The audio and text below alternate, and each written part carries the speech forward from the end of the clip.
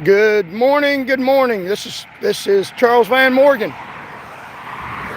So, the Charles Van Morgan Show. We got a lot to cover today. Got a great show. We're going to continue with the dialogue from yesterday. We got a little bit rained out. The Charles Van Morgan Show. Welcome. So, we're going to talk today about how people go into office with a pretty good lot of money, and then they go out of office super duper rich. Imagine that. Public service is a service to them. They get rich off serving you. Wow, I'd like that job. I'd like that job, serving myself while claiming I'm serving you. And we're going to go over some financial details that we've uncovered about how these people infiltrate our government and get super rich off your tax dollars. We're going to talk about some financial records of some people that are running for governor right now in Tennessee. We're going to talk about the fraud on you, the insider trading that makes them super rich from information they get from being in public service. Is it public service or self-service? Where they're serving themselves at your expense. I think they're serving their self, getting rich off you and lying to you while your wages, while your income has not significantly increased and kept up with inflation. Theirs has raised astronomically. And the reason why their incomes have raised is because they're the ones responsible for your income not being raised, because they support the billionaire corporations that have been getting more and more rich. They've been getting super rich, and we'll talk about the causes and some of the effects of that on the mass populace of Tennesseans, of people all over the United States. How these people are supporting the billionaires and becoming billionaires themselves while they're in office just a few years, and it's just a racket going. If you get fortunate enough to lie enough to enough people to get them to believe you, get appointed by the major political parties, then you can become a millionaire over the course of a few years while you're supposed to be serving the public. Maybe you're not serving the public, maybe you're serving your own billfold. Maybe that's what public service is about. Get in office, get elected, and get rich. Wow, isn't that amazing? People already know that, but I'm going to spell it out and talk about some specific instances. And we got a governor candidate right now. A governor candidate that went into office already a little bit rich, and now, since she's been in office for a few years, declaring herself a populist governor for the people, she got super rich while she's in office, and going to get richer when she's serving you in Tennessee. She's not serving you, she's serving the corporations and serving people who are making it hard for you to live, who are raising the cost of living. The cost of living, we're going to show you some numbers, that's went up exponentially. And your incomes, what you bring in for your hard work and dedication that have enriched these billionaires, is not going up. Nowhere near in comparison to the cost of things. And that's not by sheer bad luck, that's by design. That's by design. These corporations are buying up property. They're buying up houses and raising rent and paying people not very much money. And we're gonna talk about that today, spell out the numbers and show you what's going on and why it's going on and what the hell we can do about it.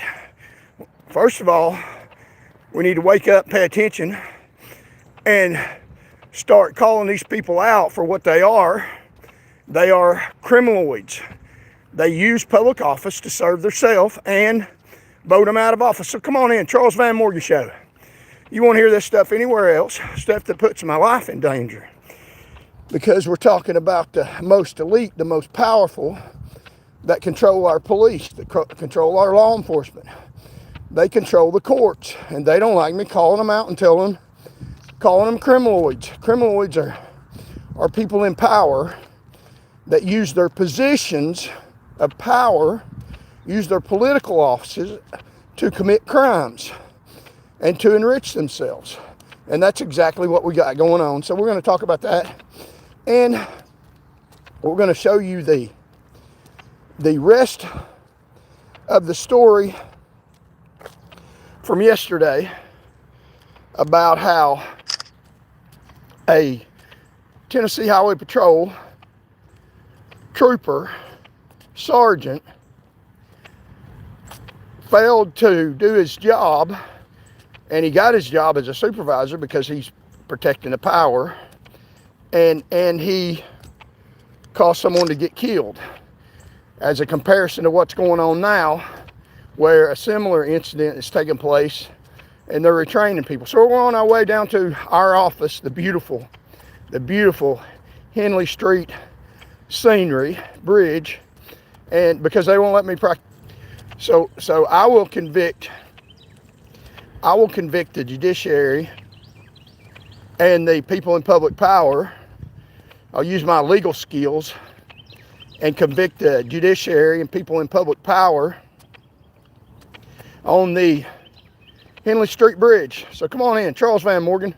Lost our signal, lost a few people. So today we're talking about people in government power getting super rich off your money. And can you be my lawyer? No, they won't let me be your lawyer. He's been talking for 33 years. No, I actually started talking pretty young. So 33 lies a minute. Yeah, okay. So because I'm speaking against people in public power, I'm lying. I think the public opinion is on my side. I don't think it favors you. I think people in public power agree with what I'm trying to say. So we're going to talk about how people in public power, we get down to the bridge, we're going to show you our notes. Our beautiful public law office is a I'm an unlicensed attorney, is a public sidewalk where we got the First Amendment freedom of speech, and I'm going to speak out against these criminaloids in public power, show you the numbers. We'll talk about Marsha Blackburn Yu and how much money she had before she went into office and how much money she's got now, and about insider trading, how she has gotten stock in pharmacy right before the pandemic. Wonder how she knew that the stock prices of pharmaceuticals was going to go up, and which ones. Maybe she had some insider information, you think? I mean, 2 and 2 is 4 in my book. So we're going to talk about Marsha Blackburn Yu, get rich off public service, the great fine Christian that she is. They all say they're Christian. They use Christianity synonymous with Christ-like and giving, and they give you're giving to them. You're giving to them. They're not serving you, and it's really, I'm kind of laughing, but it's really not funny because the joke's on us, and it's a major joke. So Major Stacy Heatherly and Jimmie Johnson, I have an unconfirmed report that we're looking into. Let me turn this around. That we're looking into. Evidently, they got promoted to the command staff of the Tennessee Highway Patrol. Major Stacy Heatherly just recently, and Lieutenant Jimmie Johnson in 2022 under Governor Bill Lee, who's also increased his wealth while in office substantially. And after he bought his way in office, they buy a persona. They paid for it. They buy a reputation. They pay for it. It's not a real reputation. They have political scientists and political people come in and rig a reputation for them. They say, this is what we're going to say you are, and they lay it out and spend tons of money creating a false reputation. It's not really who they are, in order for them to get votes and win public office so that they can get richer. So, and then they use public office to enrich themselves, enrich their friends, and you can see the results of it today. The results of it are, look at your income. Look at the cost of food. Look at the cost of services. Look at the cost of everything. It has grown up astronomically, and your wages have not met what it costs to live nowadays. The separation between the rich and poor is increasing at an alarming rate, where people can't afford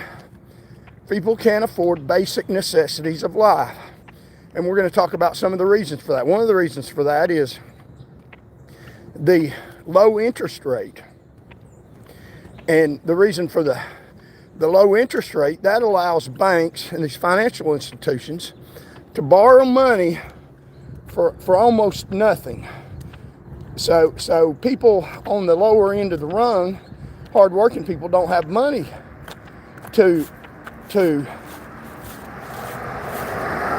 credit that's necessary and the resources necessary to borrow large sums of money, even if it's low interest. I mean, if you could borrow $1 million at zero interest and invest it in something that was going to increase in value, wouldn't you do that? But see, people on the lower income scale don't have the credit necessary and the resources necessary in case of a default to be able to borrow money. So the low interest rate benefits the super rich because they're borrowing money for nothing, and it's like rocket fuel for the rich. And they're buying up houses, buying up property, and raising rent. So they have been allowed through the low interest rates to get super rich, and the cost of rent has went up from about $700 a month to well over a small place, the same place, about $1,500. It's about doubled because of the low interest rate. So that's just one way they've been able to raise their wealth and income, by investing in stuff with your free money, low interest rate, investing in stuff they know will increase in value. When the poor and people working day to day for a living, that same interest rate isn't available for us because we don't have the credit scores, we don't have the financial resources to back any of it up if there's a default. And they've already amassed accumulated wealth, so they're getting this free money and investing in property. It's like rocket fuel to them, and then buying up property and raising your rent. That's just one way. One way to do something about that is to keep the interest rate low for the mass populace of Tennesseans and Americans, and have a different interest rate for these businesses that are buying up our property. Some of them overseas businesses. Some of the places are shell corporations for China and other countries and other governments that are buying up American soil. And then they even get defended by American blood while they're getting rich off our property. You know, the governor had a meeting with the prime minister of China in the governor's office. His financial, he was already a rich man when he went into office, millions of dollars, and now he's got a lot of his money where people can't find out how much it's grown in a account that is not, we can't find out how much money is in it, in a undisclosed private account where we don't know how much money is in, how much money he's increased financially, but the accounts that he has have increased financially. So he's benefited financially from being in the governor's office, and he has not benefited you. He's benefited his family and friends, and he's benefited law enforcement in order that they can benefit him. So that's what he's done. And We have unverified evidence as of yet. We're looking into it. Unverified evidence as of yet that Major Jimmie Johnson and Major Stacey Heatherly, who are promoted under Governor Bill Lee to major, and they're supposed to live in Nashville according to general orders and rules of the Department of Safety. They're supposed to live in Nashville under their positions with majors and supervisory authority over the whole state. They're supposed to live in Nashville. And when they do, they're supposed to pay for their own housing, cost of housing, and their own living expenses. They're supposed to move to Nashville.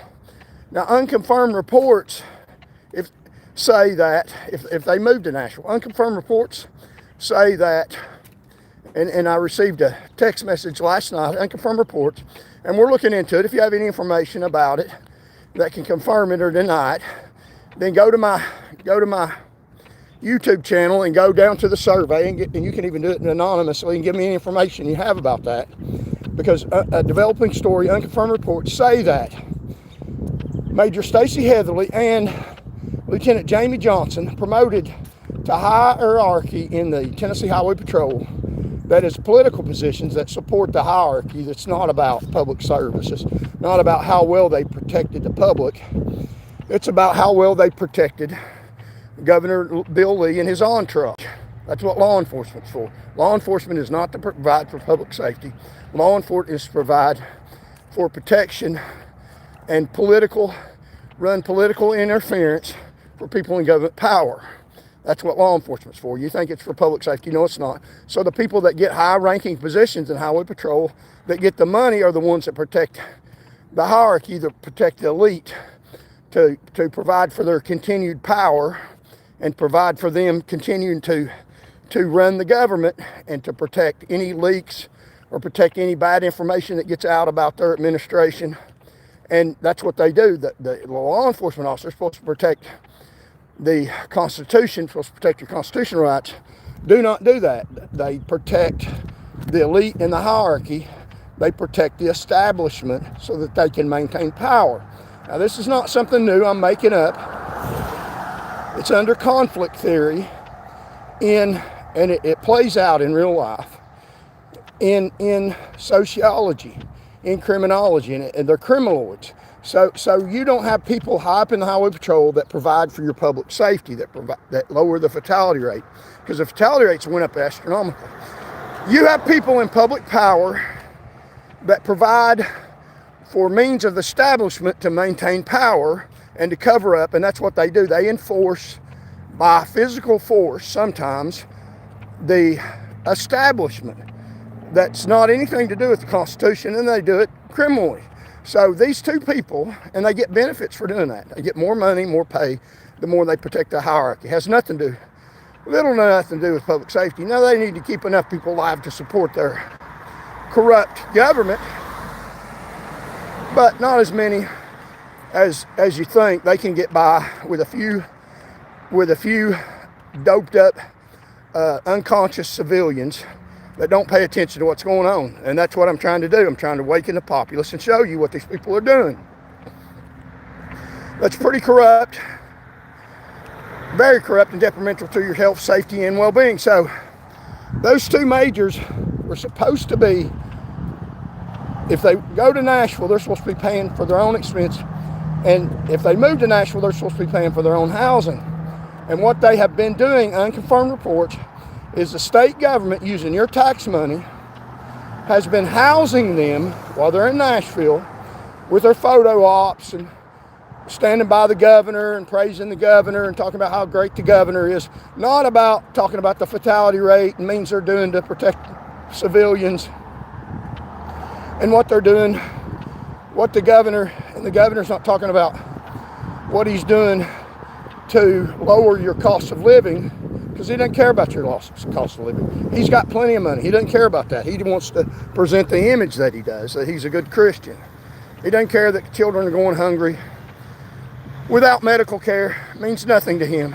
He thinks he's a trooper. He's got He's got a shirt on with him, a Tennessee Highway Patrol jacket. And trust me, I've been out on the road as a Tennessee State Trooper. You work by yourself. I work by myself at night. He'd get his ass kicked. He'd get his ass kicked. He wouldn't survive a day on the road as a trooper. The minute that he pulled somebody over and tried to arrest him for drunk driving, not that he ever would, somebody would buck up and say, hell no, I'm not going, you little skinny fella. And he would say, I got $1 million. And they'd say, I don't give a damn how much money you got. You're not putting me in jail. And he'd get his little scrawny ass whooped. But they don't do it that way. They have other thugs. They have other thugs, other younger, bigger thugs that will do their dirty work for them while they stand behind shell corporations and beat the hell out of people. So Major Stacy Heatherly, unconfirmed reports, and we're looking into it, have been living in Nashville at your tax dollar expense while they've been majors protecting Governor Lee. Now that's a breaking news story. I don't know why the other news channels haven't reported that. Reports are that they have evidently, somebody sniffed them out, so they have moved when they come to Nashville, and now they're staying at the academy like troopers have to do, or stay in a hotel at their own expense, and they're too cheap to even pay for a hotel. I mean, these people, wow. So they've moved to the academy now, which is fair game because that's tax-paid money, but it's not an extra expense. They get a room at the academy that they could be using to train troopers, but they're taking up space at the academy. So that's an unconfirmed report. And if you have information on that, let me know. We'd love to uncover that story firsthand, but we got a text yesterday telling us about that unconfirmed, that information unconfirmed, and we're not revealing sources, and it's from a reliable source. So they're using your tax money to live in hotels in Nashville while they mismanage the highway patrol, while they put up a facade that the governor is a legitimate governor, that he's running the government in your favor. While you go to the grocery store today and you buy some milk and bread and you try to buy some baby food and you can't buy it because your rent has went up astronomically. So people are having trouble affording living. So the facade that they got carried on, and they say it's just economics, it's just the economy, things are hard right now. No, it's not. It's by design. It's because they're raping the system. People in government power are raping the system. There's only so much resources to go around. So when you have all these people in public power raping the system,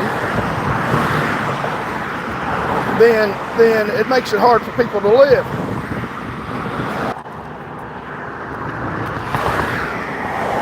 Okay, come on in. We have a little technical difficulties. But come on in, Charles Van Morgan, live in the morning. So we're talking about the Tennessee Highway Patrol and two majors, unconfirmed reports, living in Nashville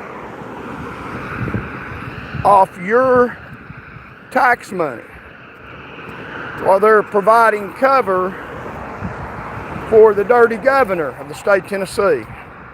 That's an unconfirmed report. Received a text last night. We don't reveal sources, and that's an evolving story. If you have information to confirm or deny that, let us know. Go on our survey, and you can even let us know anonymously. So Charles Van Morgan in the morning. It's the Charles Van Morgan Show. Welcome. Come on in. So we got a lot of financial information to go over about people in government power, how they go into office, and then they, with a lot more money than the average citizen, We're going to look at financial disclosures and tell you the sources. And then they come out of office super rich. Well, they're supposed to be serving the public. They're public servants. But are they? Sounds like. They're lying to you to get in public office, lying to you to get your vote. Very good at the art of manipulation and deceit. And then they're getting rich, getting super rich off public power. They're not using public power to lower your cost of living. I mean, look at your cost of living. That's the reason why your cost of living is going up astronomically. Because these crooks in government power are taking all the resources, using it for themselves. They're not using it to benefit you. They're using it to benefit themselves.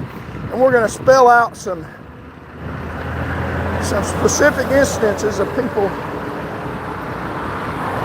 raping the system, getting all the resources, show you in black and white. And also, we're going to finish the story. You got rained out a little bit about the crooked Tennessee Highway Patrol. Not all officers, a lot of them. The higher you go, the more crooked they are usually. Now, they've got some good supervisors. They usually don't last very long because they don't cover up for the corruption. That's what the Highway Patrol is for, to cover up for the governor. They're the governor's Highway Patrol. So they're the governor's hitmen. They're the governor's criminals, is what they are. And they uphold the establishment. They uphold the facade that the governor is a good Christian man and that he is running the Tennessee government in your favor. That's what the Highway Patrol does. And they have a whole entourage of people that bolster his credibility, that bolster his legitimacy, that make him out to be something that he is absolutely not. If you think that he is, look at your cost of living. Has that gone down? Has it kept up with cost? Has it kept up with your income? Has your income matched the cost of living? Hell no. No, it hasn't.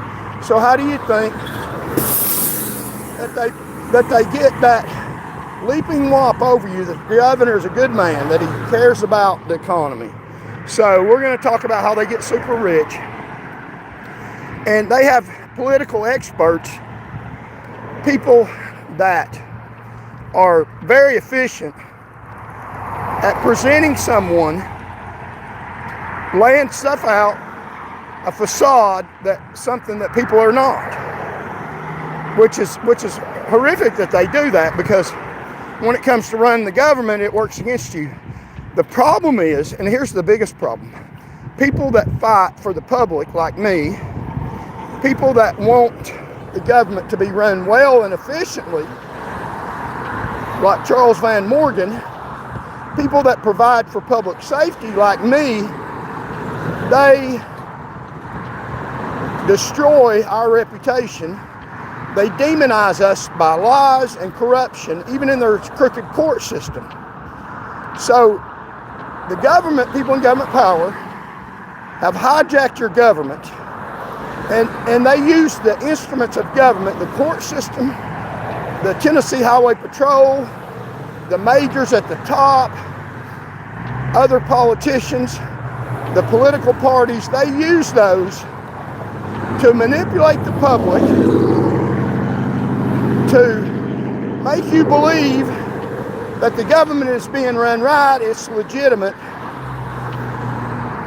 And then they demonize, and this is the worst part, and attempt to destroy the credibility of people like me that are in it for you, that are in it to protect and serve Tennesseans.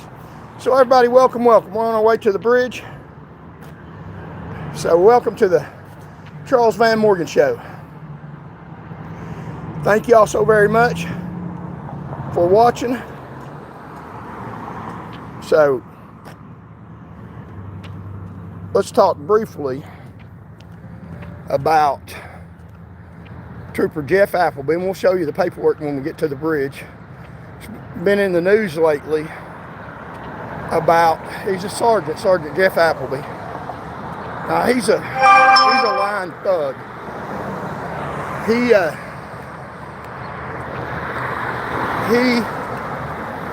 is probably higher than this now. He was a sergeant with the Highway Patrol in 2017. He protects the brass. He's part of the facade. He's part of their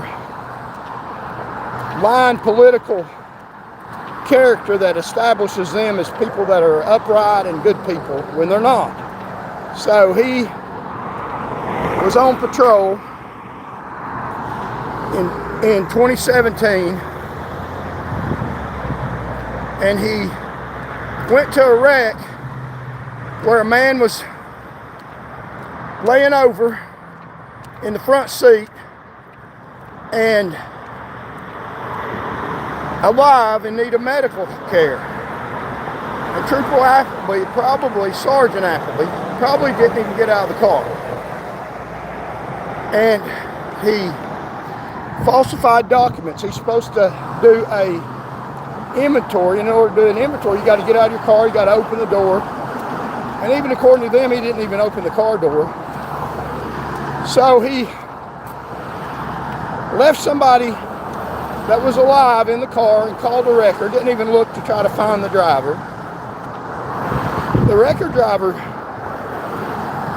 asked him where the driver was, and Sergeant Appleby, supervisory level, said that he came back, he went back where he came from.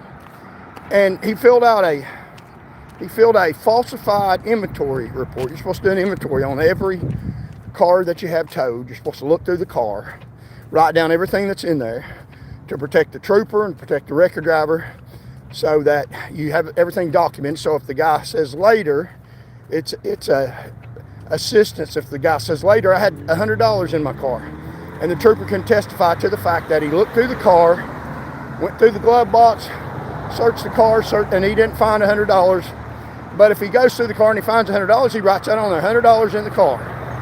And they either leave it in there or they take it to the evidence custodian where the person can pick it up later.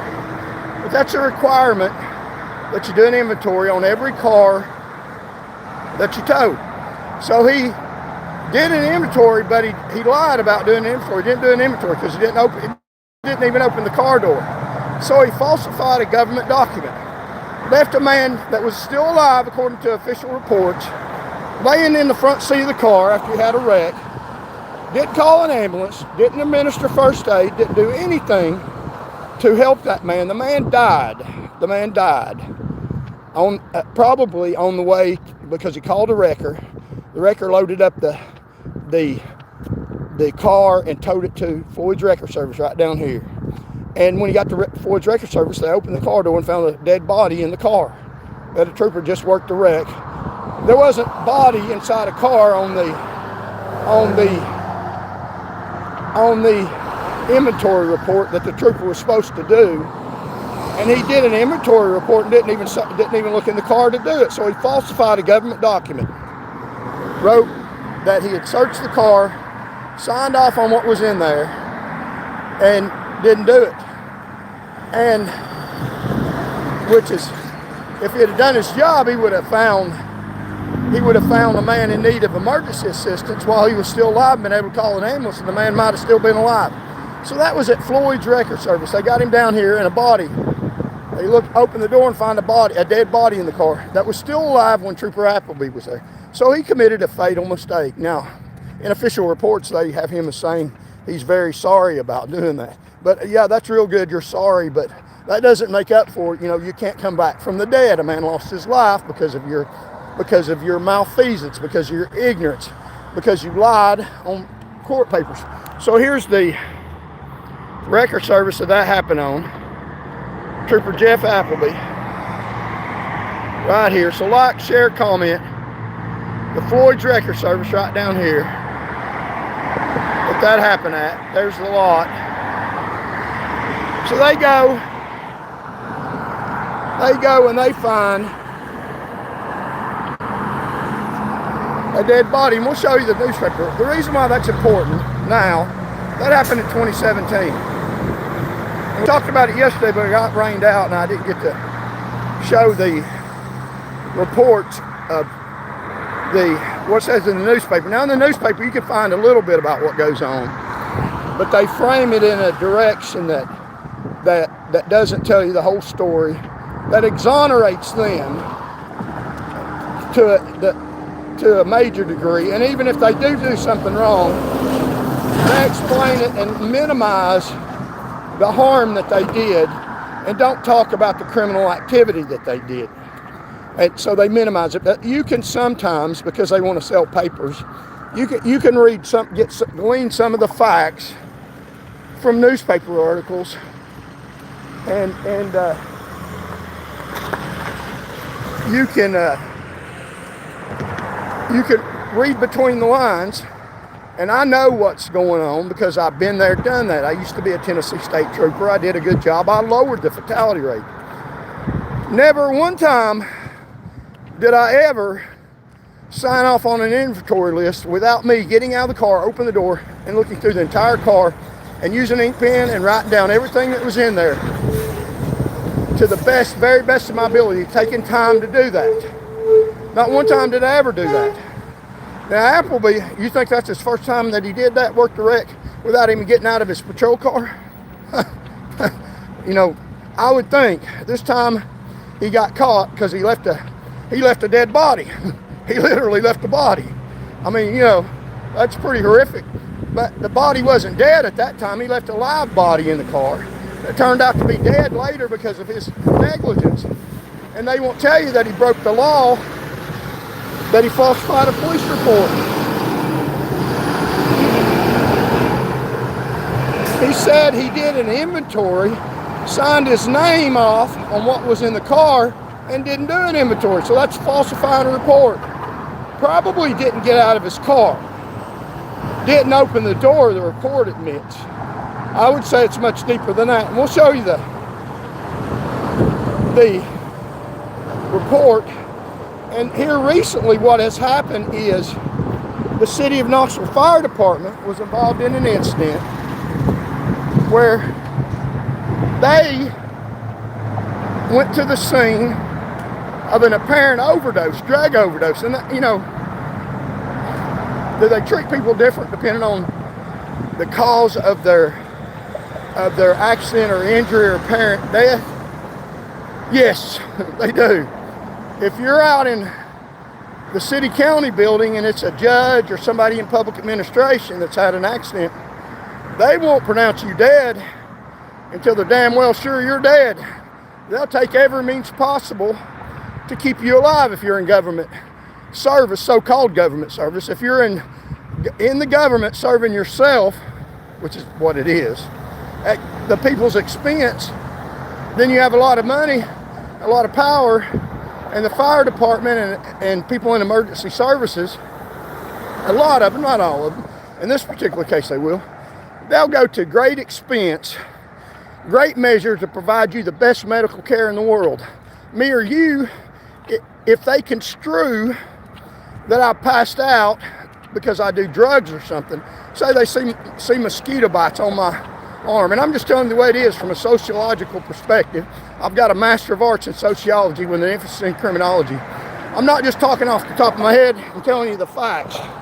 This is the way society treats people differently. There's a different standard based on whether or not you're a good liar and in public service for yourself, or based on whether you're an honest citizen paying for all their crap, and you don't have money to live on because you're providing so much tax money and you're getting robbed at your employment because these dirtbags take too much of your money. Now that's just the damn truth about it. If you don't believe that, you're not on the wrong channel. Stand by, I'll educate you. as bad as you think it is, it's 10 times worse. We're going to spell it out when we get to the other side.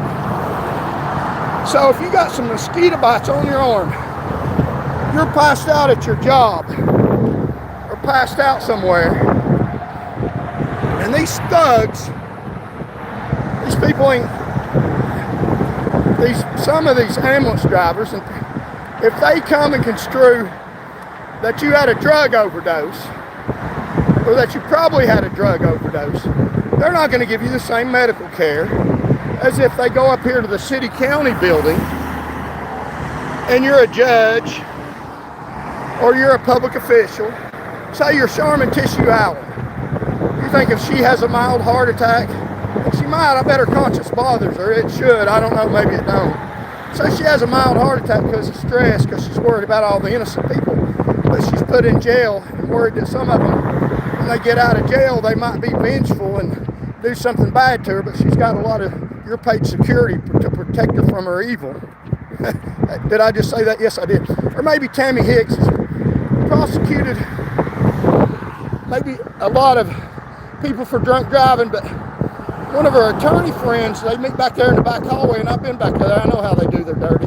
And one of her attorney friends has got one of their children that's involved in a vehicle homicide, and they rig it up and slap them on the wrist and let them go, and the victim's family of that's mad as hell at Tammy Hicks for their little rigged deal. And I'm not saying that specifically has happened, I'm just saying if it did, maybe they're under a lot of stress because they think somebody's going to get to them because of how dirty they are. They're not honest and legitimate, and the stench and the smell of that permeates, and they might run into somebody that's crazy, that's not going to play by the rules anymore. And that's not me. I'm not saying to do that. Don't do that. But I'm just saying maybe they're under a lot of stress.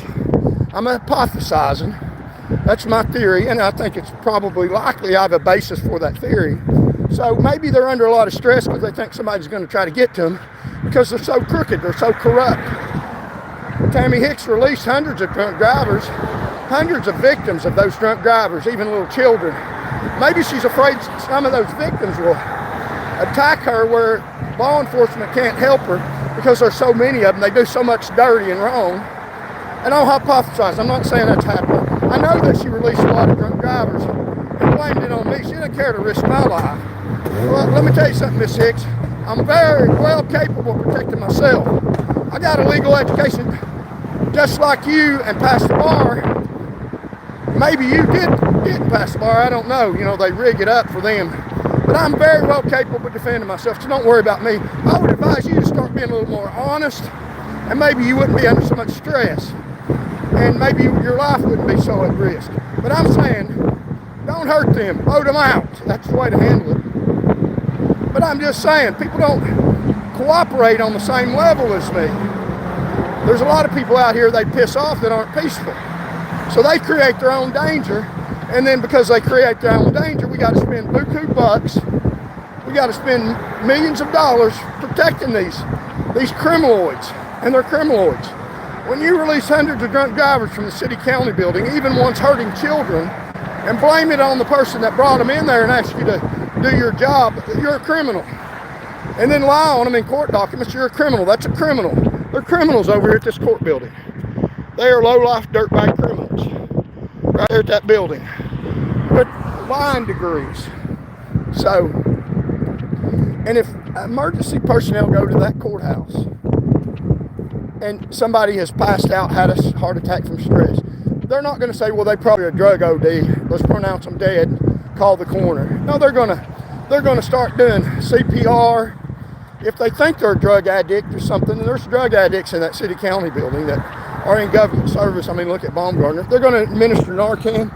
They're going to give you the best medical care that money can buy because these people are important. I mean, they're so awfully important. It is unreal how important they get treated.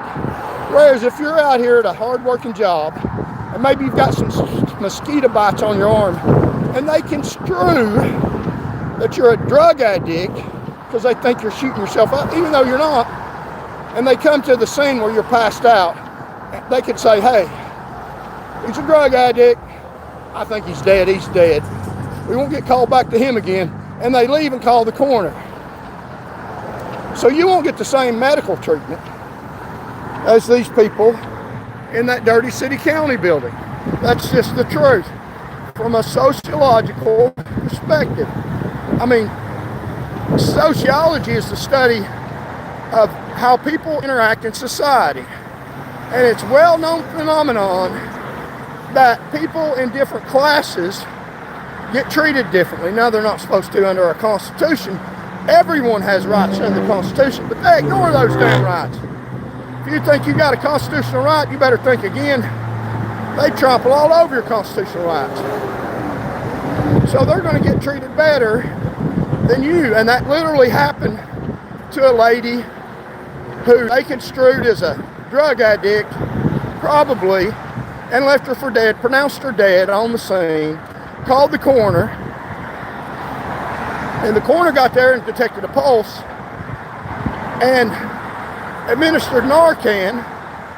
I mean, it's a human life. I value life. People still have a chance. Don't write them off. Don't do that. And don't just write them off and let them die.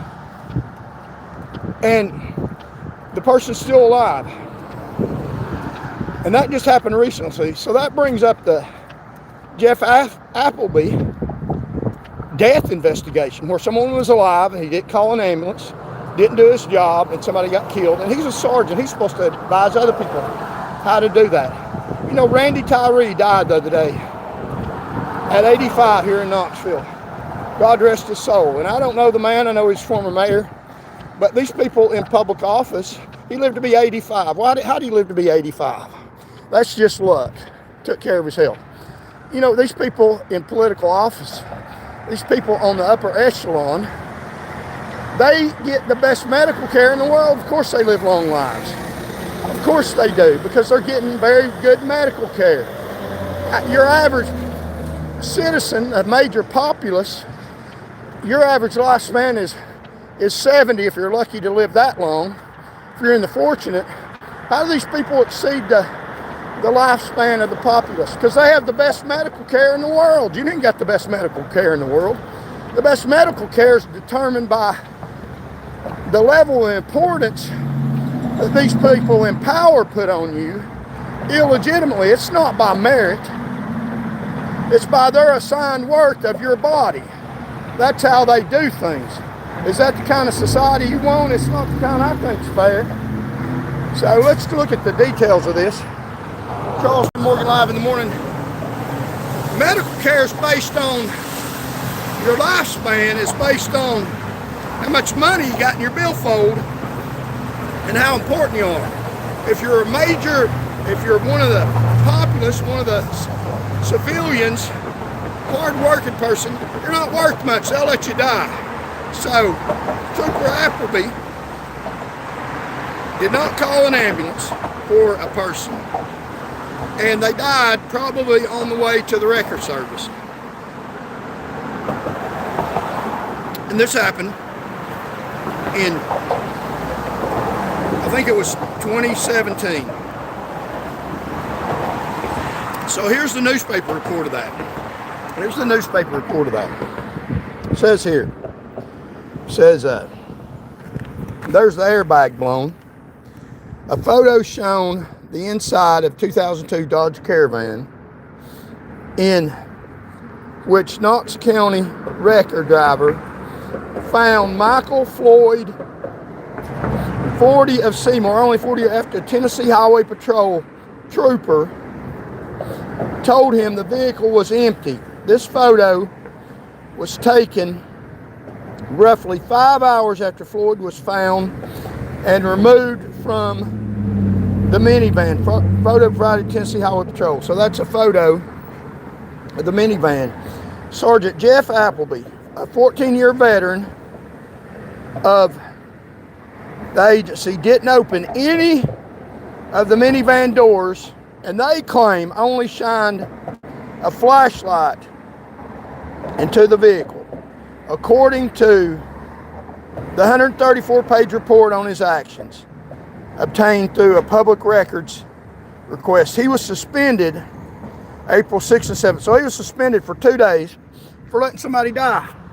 He didn't get They said he shined a flashlight. I bet he didn't even get out of the car. I wouldn't even believe that. He lied. You can read between the lines. I used to be a trooper. I know you're supposed to do a inventory when you have a car towed. He lied about the inventory because he didn't do an inventory. He didn't go through the car, open the doors, and look what's on there and write it down on their little narrative paper. Give it to the record driver. The record driver signs it, agreeing that that stuff's in there.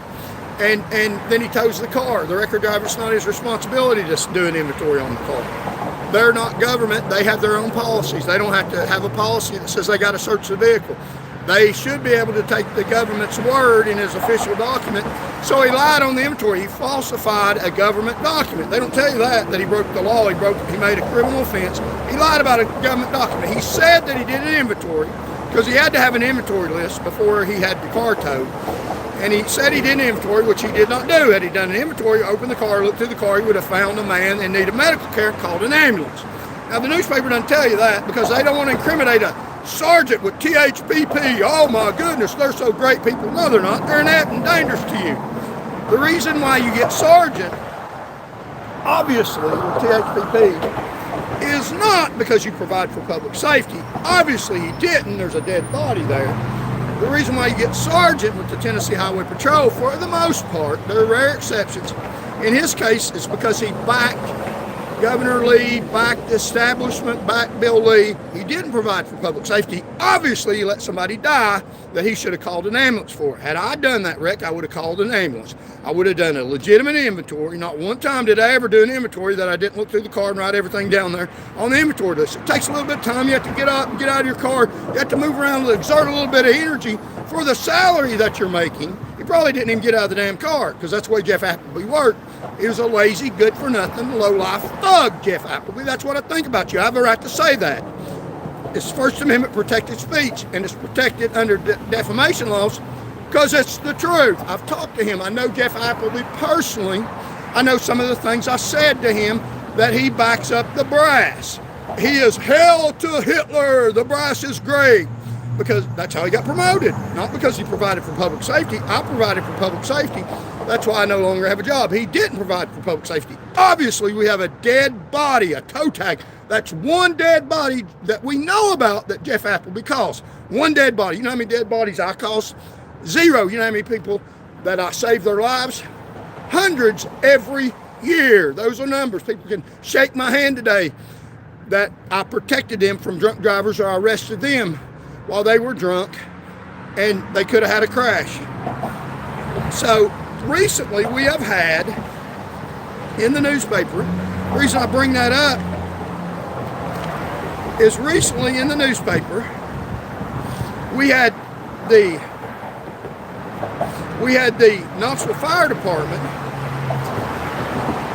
went to a call where somebody was passed out and needed medical care.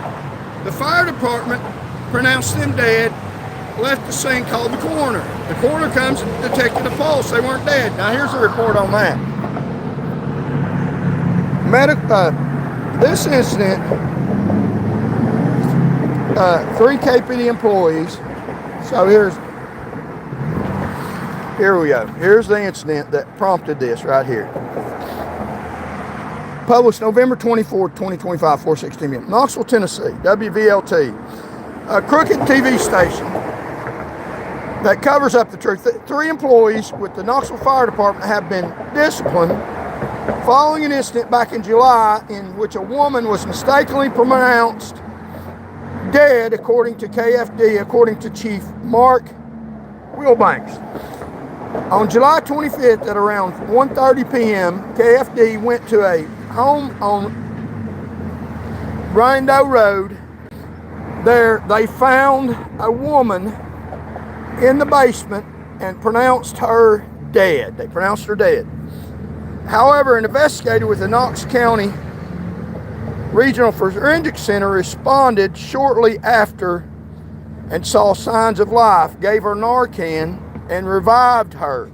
So we have the Knoxville Police Department, the Knoxville Fire Department going to the scene. Similarly, find somebody pronouncing her dead that was not dead. And Jeff Appleby did the same damn thing, except for he didn't even find the body. He He didn't even find the person that was still alive. He had them hauled off in a wrecker. Didn't even do a report. And here's there's a difference. There's a distinction in the way they were treated. And I'll read you that. The distinction is KFD employees were suspended for 8 days. 8 days they were taken off the job. Jeff Appleby, and the person didn't even die. They were revived. They're still alive to this day. So it wasn't a fatal mistake. It was a mistake. The person's still alive, though. I'm sorry matters, because the person is still here. They can apologize to the person that they pronounced dead. They can say, I'm sorry, we shouldn't have done that. We'll do better. Jeff Appleby, he can go to the cemetery, I guess, and say, hey, buddy, I'm sorry. I mean, it's not funny. I mean, Jeff, you're going to go to the grave and say, hey, buddy, I'm not sorry. A remedial mistake, it's fixable. No, it's not. Go to the family. Talk to them. They're liable to punch you in the face. What you done was dirty. You lazy danger to public safety. That's the Department of Public Safety. Is it? You call the Department of Public Safety, you expect safety. What do you get? They leave you laying dying in a car. Maybe he suffered on the way. I mean, really, it's the Department of Public Danger. Department of Public Lazy. Got people in Nashville living off your tax money to put more troopers out like that at supervisor level where they can let you die in a wrecker. So inept. But yeah, they're out here for our safety. Let's pay them a lot of tax money, raise their salary, put them in Nashville for free while they command ineptitudes. On a national level,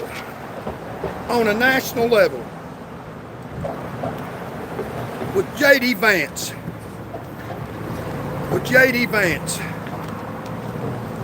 here in Tennessee. Get my note here. With J.D. Vance in Tennessee, on a national level, they messed up the people protecting the vice president. They messed up the entourage. They messed up the presidential motorcade, the vice presidential motorcade. A trooper slammed into another police officer with Maryville. How inept is that? Because inept people at the top are not worried about public safety. They're worried about protecting the governor. So on a national level, they've messed up. I mean, that's how inept the THPP is. So here's this incident in Knoxville. Where the difference in KPD, it says here, the incident prompted the 3 KPD employees to be assigned to administrative duties as an internal investigation was ongoing. In an update on Monday, Wilbanks said KFD had completed its internal investigation, which resulted in the 3 employees from Engine 15 receiving disciplinary action from Fire Chief Stan Sharp. He said the 3 were suspended for 8 days and underwent additional EMS training before return duty. Wilbanks added that the Tennessee Department of Health Office of Emergency Management Services is still conducting its own investigation and that additional action may be taken depending on their findings. So what we have here is the difference between the ranking officials in the Highway Patrol and what THP did to their sergeant, their protected sergeant. And I know him. He's not a good man. So the difference is 6 to 7. He was suspended from 6 to 7, 2 days. They were given 8 days. 2, 8. Doesn't have any additional training. They were suspended for 8 days, underwent additional EMS training before returning to duty. So he didn't even go through any additional training to tell him not to falsify government documents. So he didn't even falsify government documents. They made a mistake, negligent. They didn't fill out a inventory list that claimed anything. They made a mistake, thought the person was dead. He did worse than they do. And the Tennessee Highway Patrol didn't even have any retraining to tell him that you got to get out of your damn car when you work a wreck and earn your salary, you know, that taxpayers pay you. So the difference is additional training, 8 days off, lower rung of the totem pole here with the fire department. A supervisor with THP gets 2 days off because somebody died. They get 2 days off if somebody dies. If they kill you, and it's uncovered, they commit crimes, violate the law, they get 2 days off. You know, we discipline, gave 2 days off. How about retraining or revamping your education or promoting people based on how many lives they saved? But that's the difference, and that just came up here recently. That's why it brings up this incident of the dirty THP. And they are also unconfirmed reports, in case you weren't listening earlier, a Lieutenant Jimmie Johnson of the Tennessee Highway Patrol and a Lieutenant Major Heatherly of the Tennessee Highway Patrol got promoted to Major, where they go to Nashville. They're supposed to provide for their own living when they go to Nashville to perform supervisory duties. They get paid hundreds of thousands of dollars a year, over $100,000 a year. They're supposed to go to pay for their own training or move to Nashville. Unconfirmed reports say that the Highway Patrol has been paying for a hotel while they go up there and do their supervisor duties. So they're getting your tax money when they're supposed to provide for their own. According to the source, undocumented, that it was uncovered, and that they have now moved to the Tennessee Highway Patrol Training Center instead of the Highway Patrol paying a place for them to live up in Nashville. So that's just an unconfirmed report.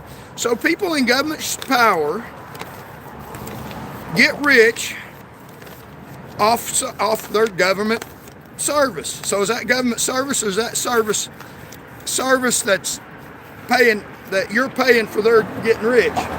So let's look at some of the facts here about how THP, about how these people are getting rich off your tax money. And for example, not specifically in Tennessee, but Marjorie Taylor Greene, according to public documents, the great public servant that she is, and I know there's a lot of supporters for her. She's a real pretty lady, some people's standards, and real flamboyant, and on the mega movement, and is going against Trump now. She went into public office. She had, according to public documents, she had $700,000. Since she's leaving office, she has $25 million. So in 2018, when she went into public office, she had about $700,000. And now, leaving office, she has got $25 million.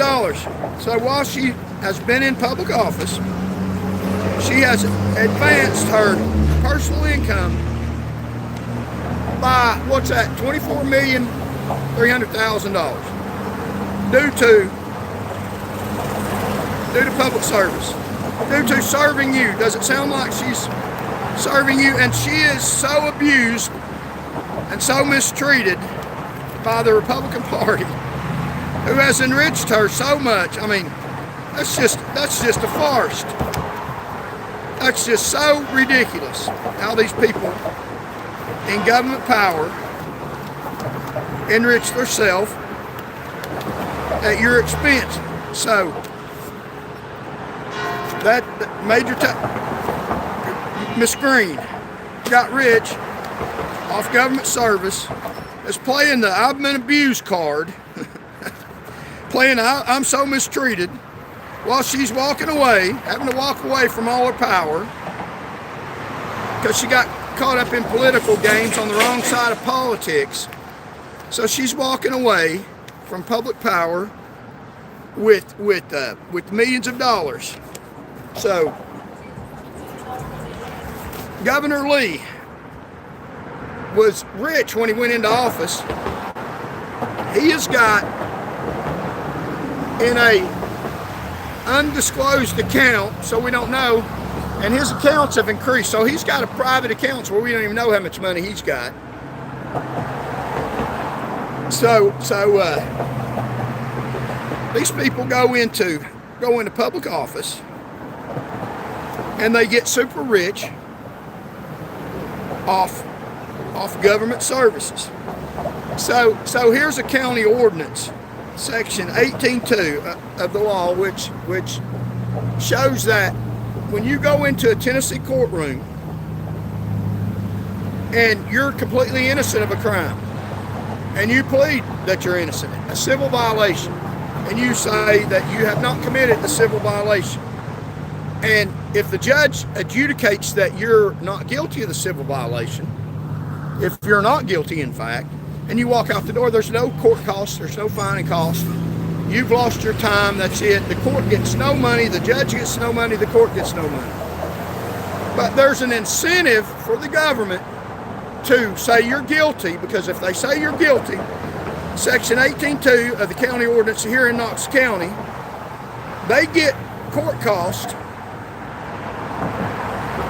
and of over $100. The sheriff gets $17, and the county probation gets $12.50, and the judge gets $6 for every guilty person that he finds in court. So there's a financial incentive for them to find you guilty when in fact you're not guilty, and that increases their income. So how do they go into office rich already, and then they come out of office super rich? One of them is fines and court costs.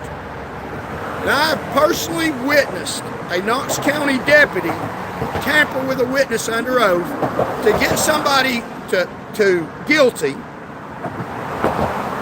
The county sheriff's department, because the judge found him guilty after the deputy sheriff tampered with witnesses, and got their $40. Where if the judge had have adjudicated fairly and not allowed the deputy sheriff to tamper with a witness, the sheriff's department would have got his $40. If you go in that courtroom and you're not one of the elite, you're going to be found guilty, and you're going to be taxed and fined, and it's going to enrich them. That's the way it works. You say, that don't work. Yeah, it does. It works well for them. How do you think they go into office with $700,000 and come up with $25 million? Part of it is in court fines and court costs on innocent people. Now, I would be lying to you if I told you, if you go into this courthouse and you're innocent and you argue before the judge, you're going to come out and you're going to walk out and you're going to lose your time. That's all you're going to lose. That's not true. If you go into this courthouse and you're completely innocent, you're a civilian like me, they're going to usually, a lot of times, even if you're not guilty, they're going to get their $40, they're going to get $6, and they're going to say, you're guilty, even when you're not. They're not even going to let you testify in a lot of cases. You're not even going to be allowed to defend yourself. They got a gun, they got an officer in the back of the courtroom with a gun. They've already searched, they know you don't have a weapon. And if you don't shut up and quit trying to tell the judge you're innocent, then he will clobber you and possibly even take your life from you. You will pay them their $40 and their $6 to the judge, or they will kill you. And that's the truth. If you don't believe that, then keep on explaining to me how they get super rich. The judges' retirements are astronomically, because they get $6 a head off everybody. It's all in the numbers. These courtrooms are not legitimate. They're not set up to protect the Constitution. They're crooked, rogue Tennessee judges. You won't hear this stuff anywhere else, except for the Charles Van Morgan show. So like and share and comment. That's how crooked these people are. They're dirty as hell. So tomorrow we'll bring you some notes about some of the specific facts about the Tennessee judiciary, about the cost of living has not kept up with wages in society. The cost of living is astronomical, and one of the reasons why, as I mentioned earlier, is the fact that the interest rate. The public policy set by our politicians has been for the interest rate to be extremely low. What that does is that lets these major corporations, these rich, powerful people, borrow public money for zero interest. If you could borrow $1 million for zero or low interest, wouldn't you borrow it? And then invest it in something that is going to skyrocket in value, like houses, the housing crisis. So you can borrow millions of dollars, millions, and these corporations are borrowing millions. They're buying up whole cities, some of them, count houses everywhere, buying up cities and houses. It's no wonder that the cost of housing, the cost of rent has astronomically went up. The interest rate has been low for years. It's been a public policy set by people that have gotten rich off of you. And they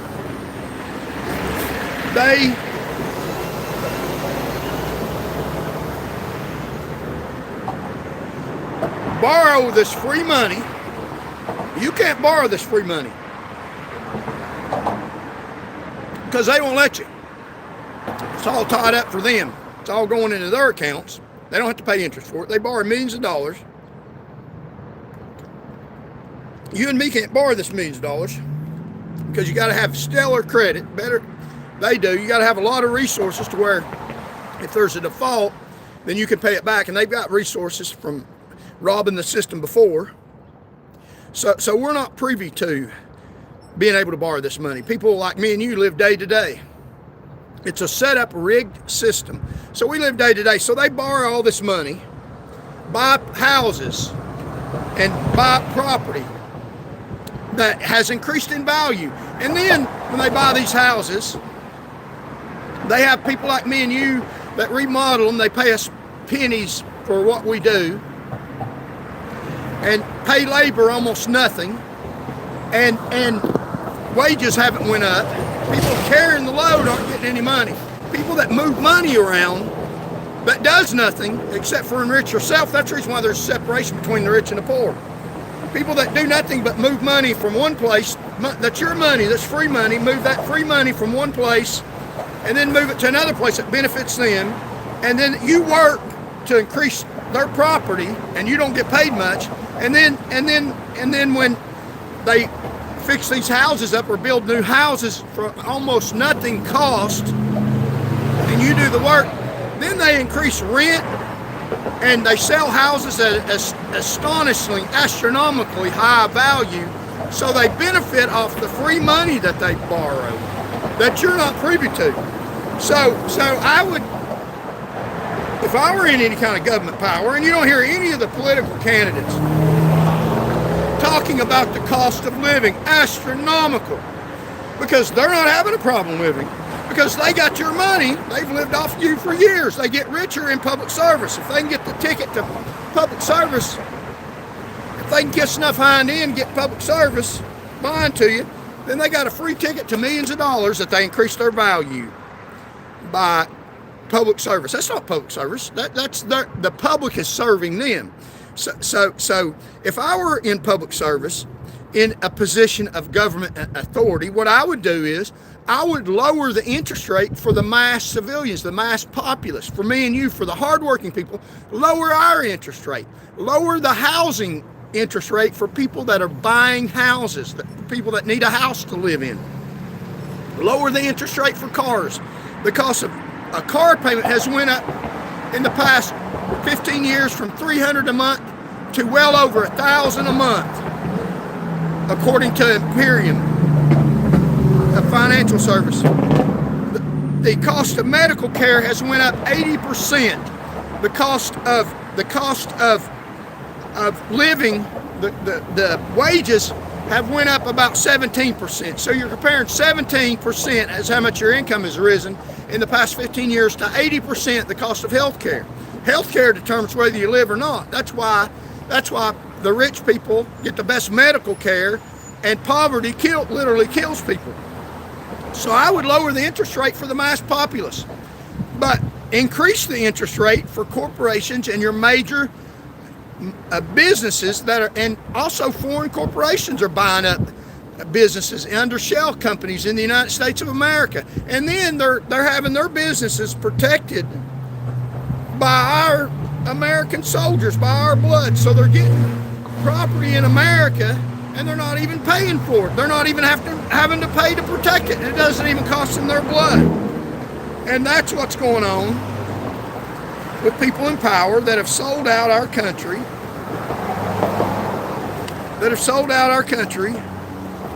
to rogue people and people that care about money, which even in the Bible it says it is the root of all evil is mammon, is money.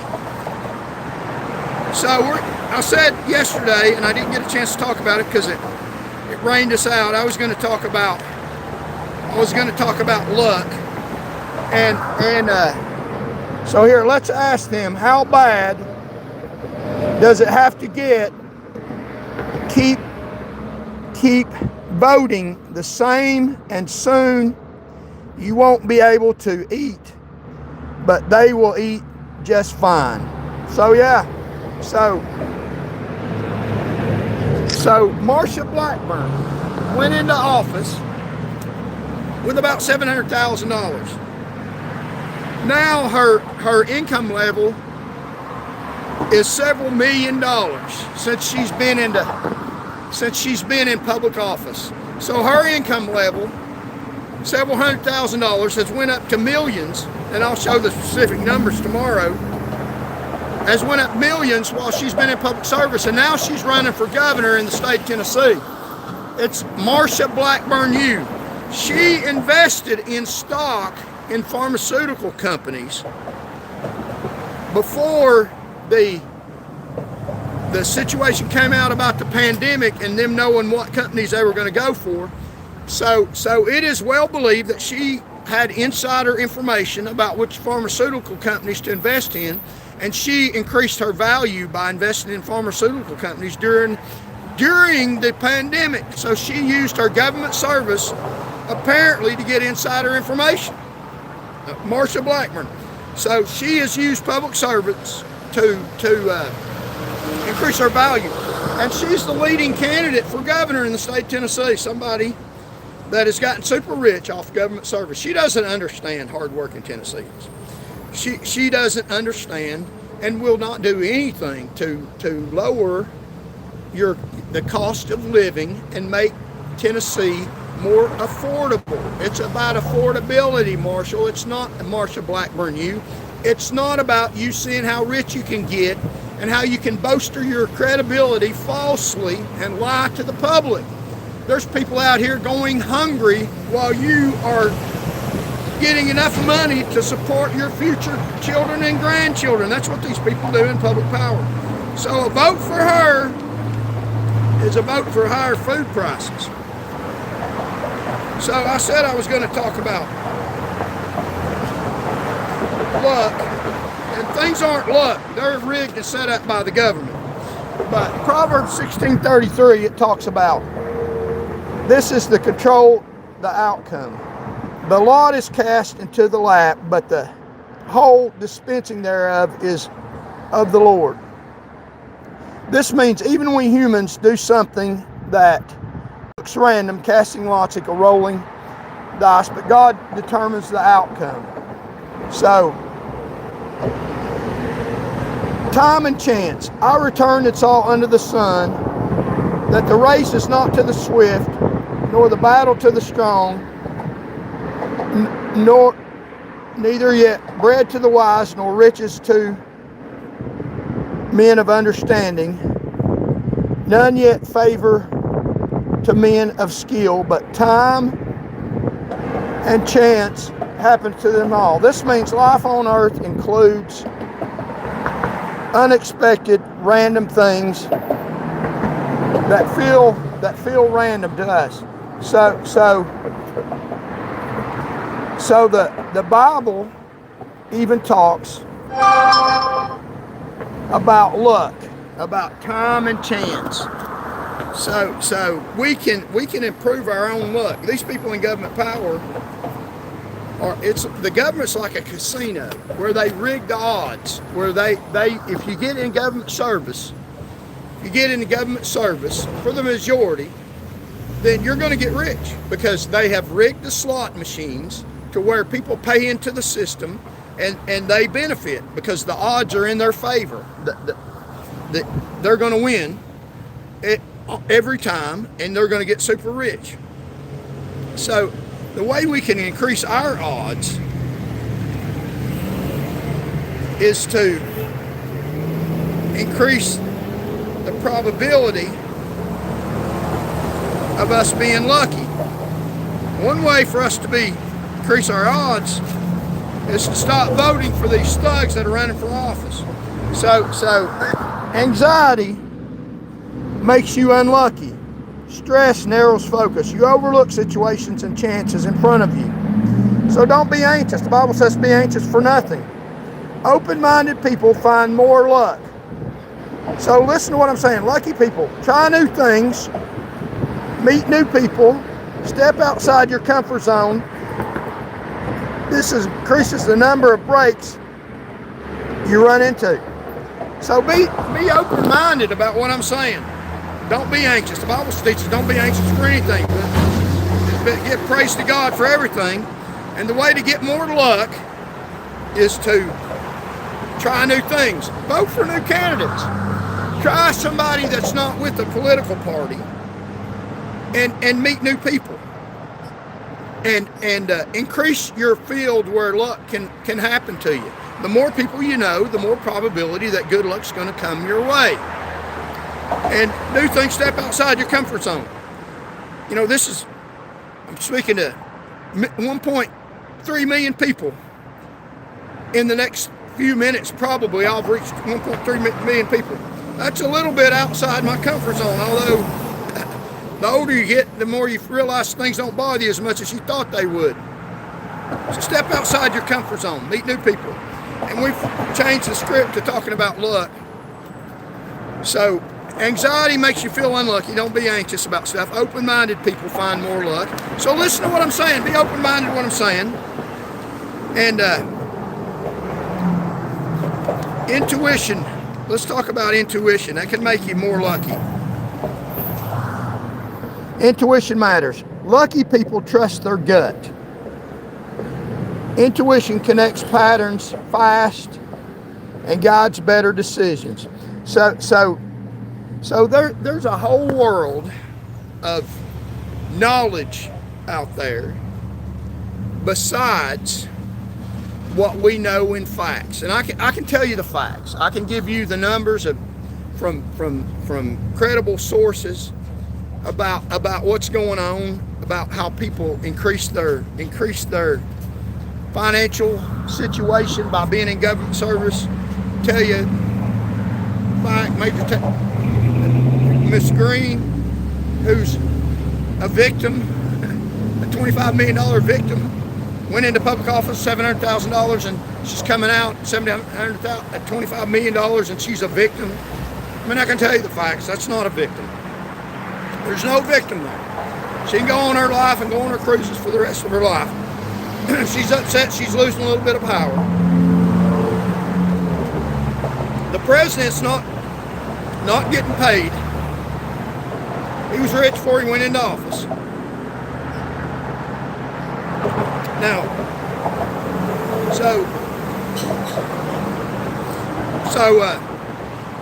but intuition, I can tell you all the facts.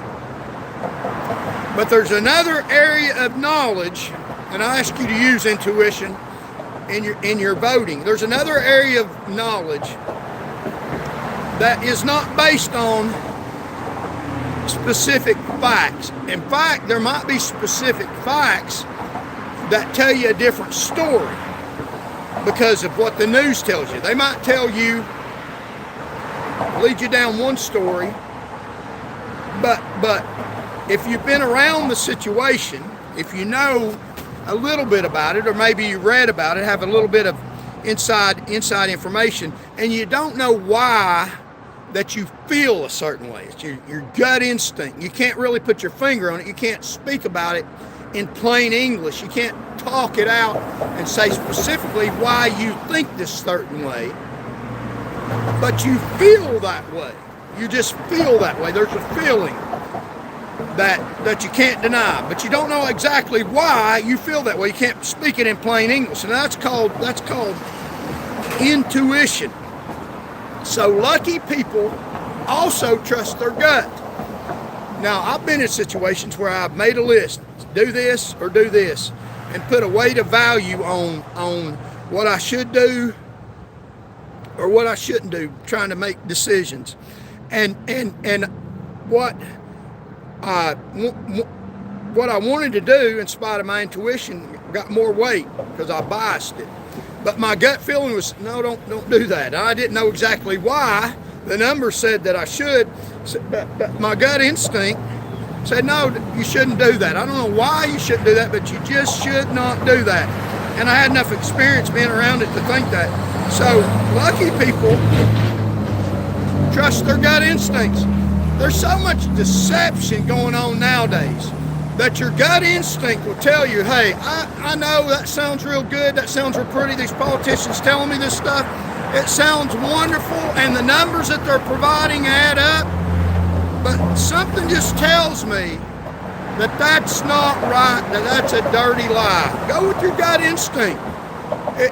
That is a form of knowledge that is outside the realm of science and regular knowledge that you can use to make logical decisions that can help.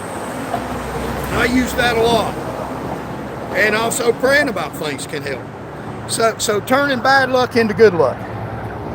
Lucky people reframe setbacks as temporary opportunities. Resilience keeps them moving forward, noticing what's next. So resilient people reframe bad luck. Now, they've done a lot of bad to me in my life, people in government power, which is why I'm out here bringing a case against the state government. They've done a lot of bad things to me. But I look at it from a perspective of it's made me a better person. I was a good person when I was in government service. I was in it for the public. That's why I didn't last. That's why a lot of people up in the highway patrol don't last long, because they're not in it. They're in it for the public, and they see all the public corruption, and they start trying to do stuff about it, and they end up not being there. But I look at it as it has made me a better person, and it has made me a fighter. That's what I do. I was fighting the problem of mass fatalities on Tennessee roadways. It's what I was doing, because I went to wrecks and I seen little children killed. So I was fighting mass fatalities on Tennessee roadways, lowering the fatality rate, keeping it under 1,000 a year when I was on the road. It's now well over 1,000 people a year. It's grown astronomically. But now they've taken me off the road and tried to destroy my credibility where I can't even run for public office successfully. Now that can change. So now I'm using those same skills that I used to arrest more people than anybody in the whole state of Tennessee. I arrested more people for drunk driving. I lowered the fatality rate better than anybody in the state. There are less people killed, reducing the fatality rate. You can look at the years that I was on patrol with the Highway Patrol, and you can see the fatality rate dropping dramatically from 2005 when I was out on the road all the way to 2011. Dramatically, the fatality rate dropped because I was fighting. That was my fight then, to lower the fatality rate. I was fighting for your public safety on Tennessee roadways. That was my confrontation. That was my battle. That's my calling. I'm a fighter. That's what I do. I'm very good at it. I was better at it than anybody in the state. Now, people can argue that, make fun of that. But with my God-given talents, I'm very good at what I do. People can argue that all day long. Go ahead. You know, I'm still moving forward in what I do. You're not going to stop me. Your propaganda has little to none effect on me. In fact, it helps me. It helps me. Controversy helps. It really does. It really does. It helps the little dog. And I know a lot of tactics and means to fight. That's how my mind works. It is fight. That's what I enjoy. That's what I like to do. That's my calling, to fight evil, to fight a good fight. I enjoy it. People think I'm upset or angry or bitter. I'm not bitter. I'm in my element. I mean, a boxer goes into a ring, somebody that likes to fight, and they fight. They enjoy fighting. Now, they might get knocked down. They don't enjoy that. But they enjoy fighting. They think they can win. They enjoy knocking the hell out of the opponent. And they're in their element. If they're not, they're probably going to get beat. They're not going to like it. Mike Tyson didn't go in the ring hating to fight. He loved to go in the ring, try to destroy the opponent. So I'm in my element. That's what I do. That's who I am. That's my gift. That's my calling. If you don't think so, that's good, because ignorance helps me. But that's who I am. That's what I do. I fight. When I was on the highway patrol, I fought to keep people alive. I fought evil, fought the problem of drugs and alcohol on the roadways. I lowered the fatality rate. You can look at the numbers. Numbers don't lie. The fatality rate went down, so I was very good at that. I did it better than anybody in the state. Now, the state don't care about that. They don't care about somebody that saves lives. They care about you increasing their financial resources and increasing their credibility wrongly. That's what they care about in the state government. So these problems that I've had with the state, I was busy fighting people in the state. It was kind of an unexpected counterattack that took me off my feet for a while.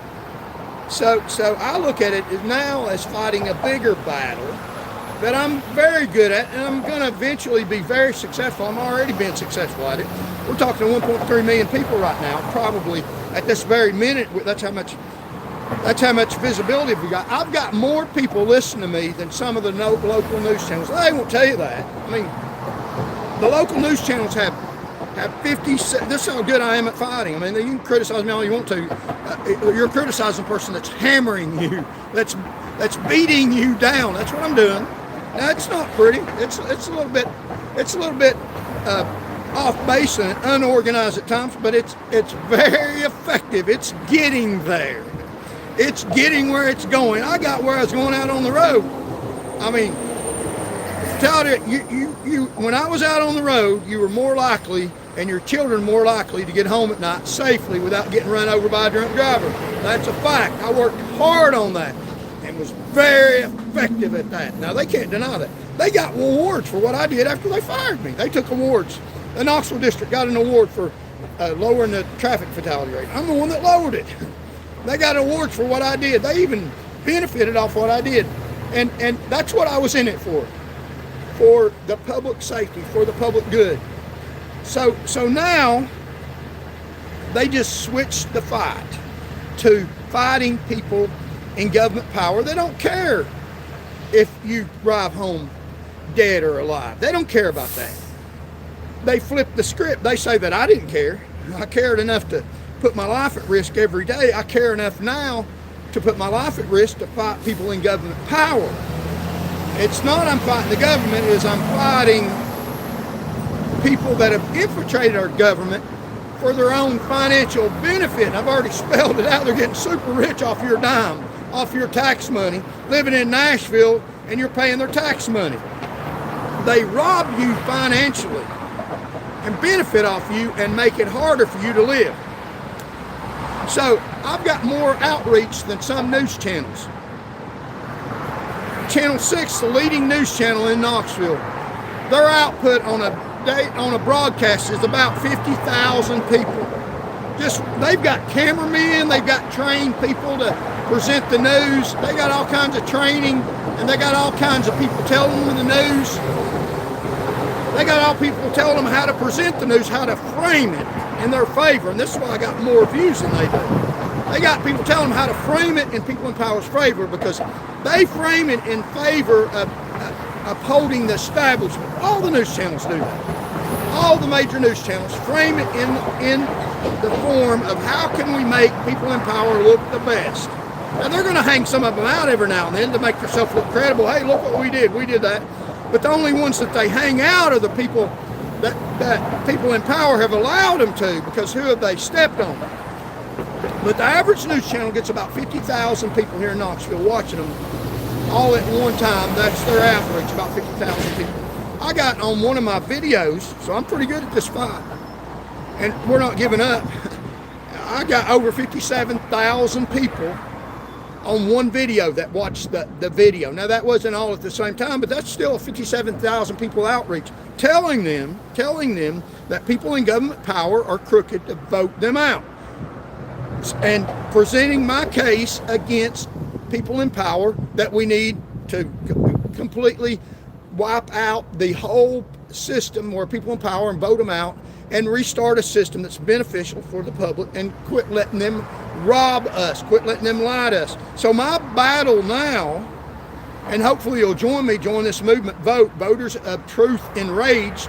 We're enraged right now, but there's a point where when we get in office or get somebody in office, it'll be Voters of Truth Encouraged.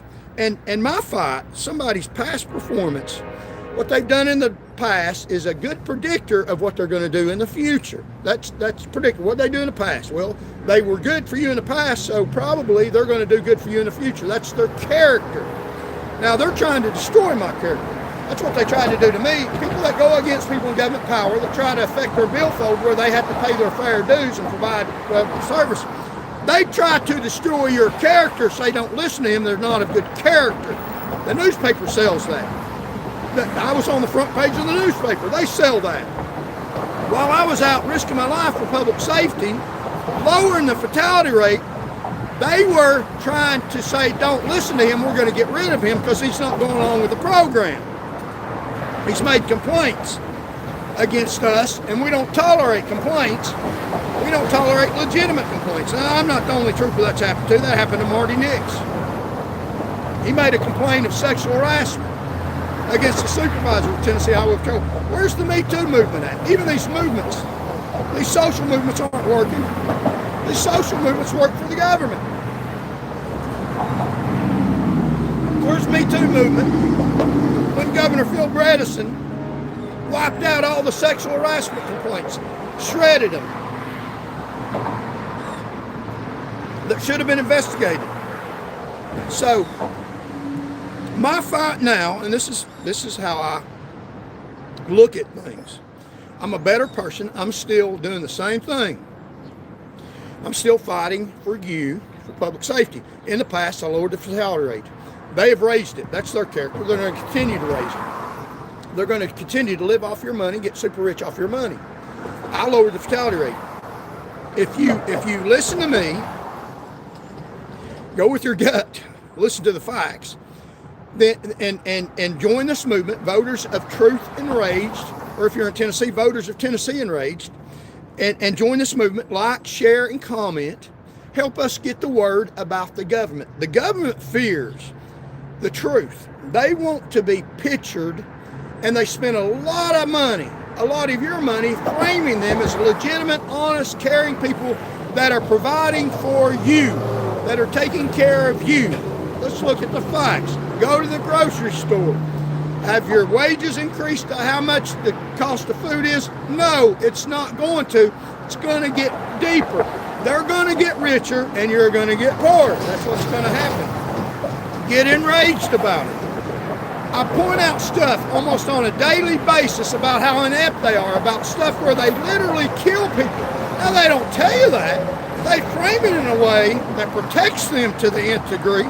But I'm telling you flat out the truth. As a trained lawyer, now I don't practice law, indicting them, asking you to convict people. And I'm pretty good at it. I've got training, went to law school, graduated, passed the bar twice. They won't let me practice law in their courtrooms because I'd stand up for your constitutional rights. So I do it out here on the sidewalk. I don't need their system. Their system don't work. I don't want to be a part of that corruption. I don't want to be a part of it. My past performance was lowering the fatality rate. Their past performance and their current performance is raising the vehicle fatality rate.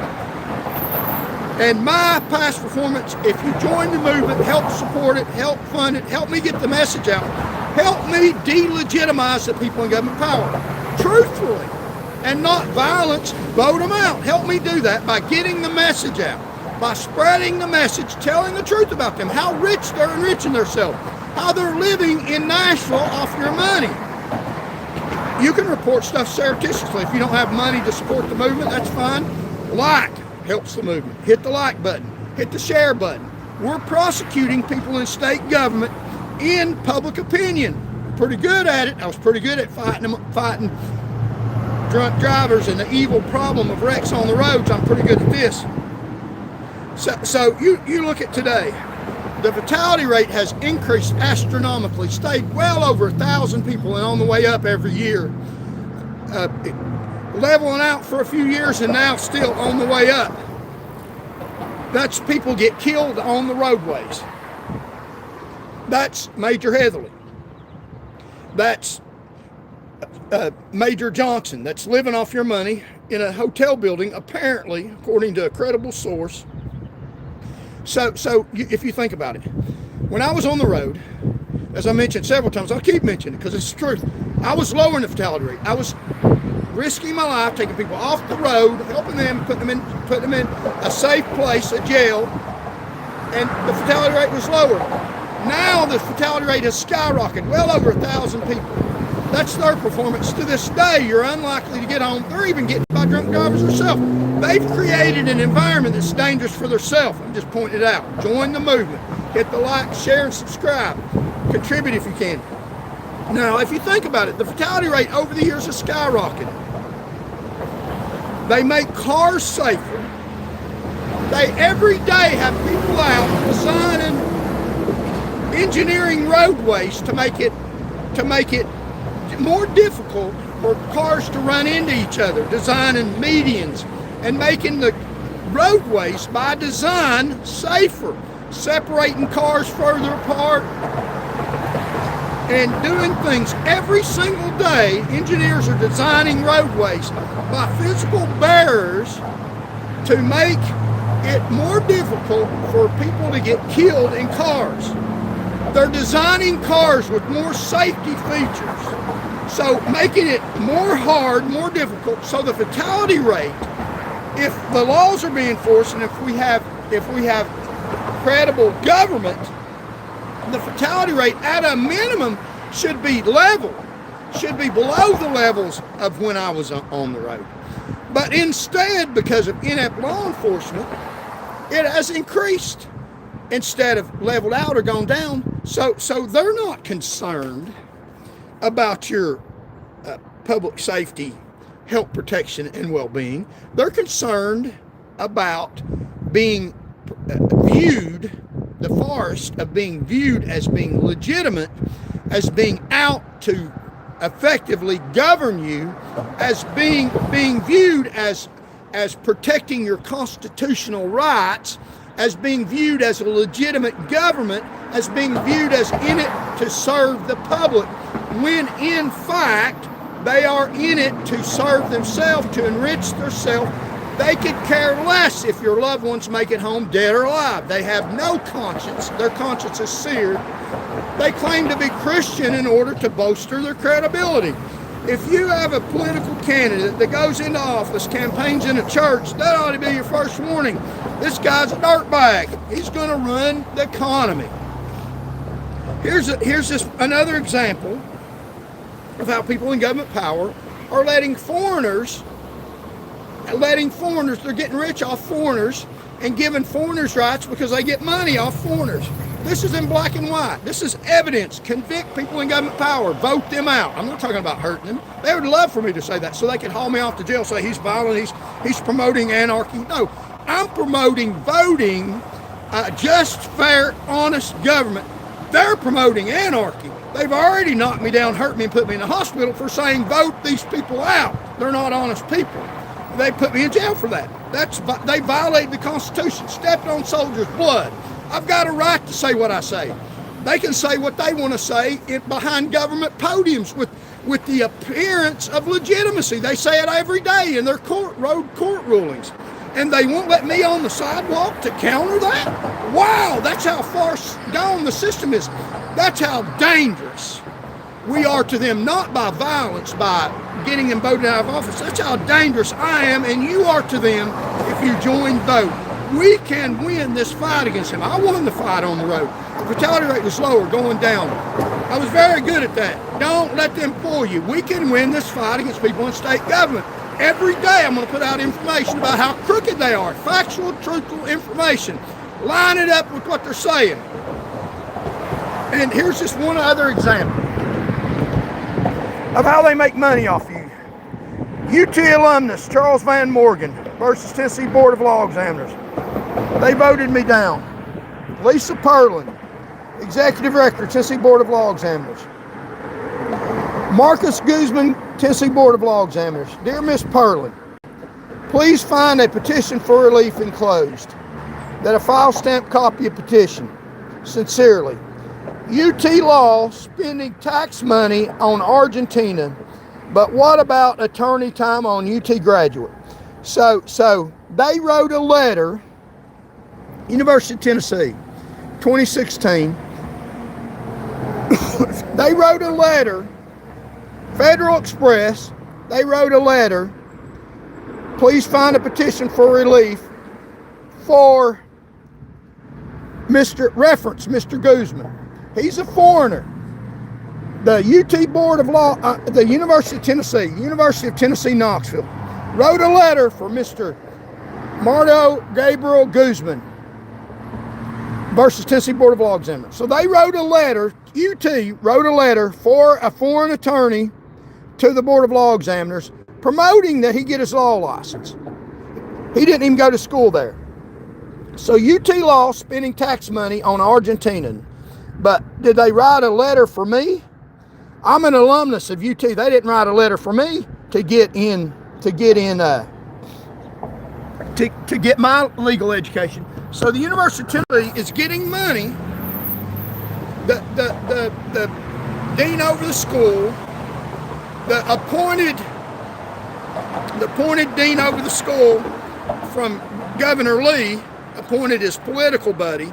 So University of Tennessee is writing a letter to the Board of Law Examiners telling the Board of Law Examiners that they get tuition money from these foreign people to attend their little 2-year law school that's not really a law school. So they want Mr. Guzman to be a lawyer in the state of Tennessee because they financially benefit off Mr. Guzman and foreign people coming to the United States. They benefit from him attending law school, attending their little 2-year school. But they didn't write a letter. They didn't write a letter for a Tennessee attorney. They didn't write a letter for an alumnus of their school. So they care more about foreigners, and they make a lot of money off foreigners. They got a little 2-year program where foreigners come here and go to a little 2-year school where a lawyer has to go to a 4-year school. So they wrote him a letter, spent their time and money getting a foreign person, trying to help a foreign person get a law license. That's what it's about. It's about money. It's not about protecting Tennesseans. It's about protecting their billfolds by making more money off you. And so that's just one way. They benefit financially off foreign attorneys. Now, Mr. Guzman came over here from Argentina, and they wouldn't let him take the bar exam because he didn't have enough education to take the bar exam. So he appealed to the Tennessee Board of Law Examiners, and he had the University of Tennessee write him a letter asking the Board of Law Examiners to give him his law license. Now, the University of Tennessee wouldn't write me a letter. Nobody in the state of Tennessee would write me a letter to get my law license. Although I am an American citizen, born in America, although I kept the courthouse doors open, for the foreign attorney to for the foreign attorney to be able to come over here and operates in court that I kept open. So he was in Argentina. Had we went to war against Argentina, which is very unlikely, I would have had to fight him because he was born in Argentina. I was American citizen, have a draft card where I registered for the draft. You can't burn a draft card. That's illegal. That's a criminal act. You can burn an American flag, but you can't burn a draft card. He didn't have a draft card to burn. Mr. Guzman didn't have a draft card to burn. He would have never got prosecuted, didn't have one to burn because he was in Argentina. He didn't register for the draft in the United States. It's against the law not to register for the draft. It wasn't against the law for him not to register for the draft because he was an American citizen. He wasn't here. The reason why I had to register for the draft is they need people to fight for this country, to fight for the sovereignty of this country. They need people to fight to protect their courthouses so that courthouses can be open, the lights can be on, so that we can hear courts in there. So if a foreign country comes in here, tries to wipe the courthouses off the planet where we can't settle our disputes, we have people that, like me, that register for the draft, and they put us out there guarding the courthouse. Argentina, you can't come over here and destroy our courthouse. So if he'd have come over here from Argentina, foreign country, he was defending Argentina, then I would have had to shoot him to protect our courthouse. I would have had to risk my life, and I was registered for the draft to protect our courthouses. So he comes over here without having earned anything over here, and the University of Tennessee writes him a letter to help him get his law license so he can practice law without a birth certificate and without a draft card. But they won't write an American citizen because they make a lot of money off foreigners, because they have a little program set up, a little bank set up where they get a lot of money off foreigners, so they want them coming in here, give them a lot of money so they can get their law license, because if they won't give them their law license, they're not going to come over here.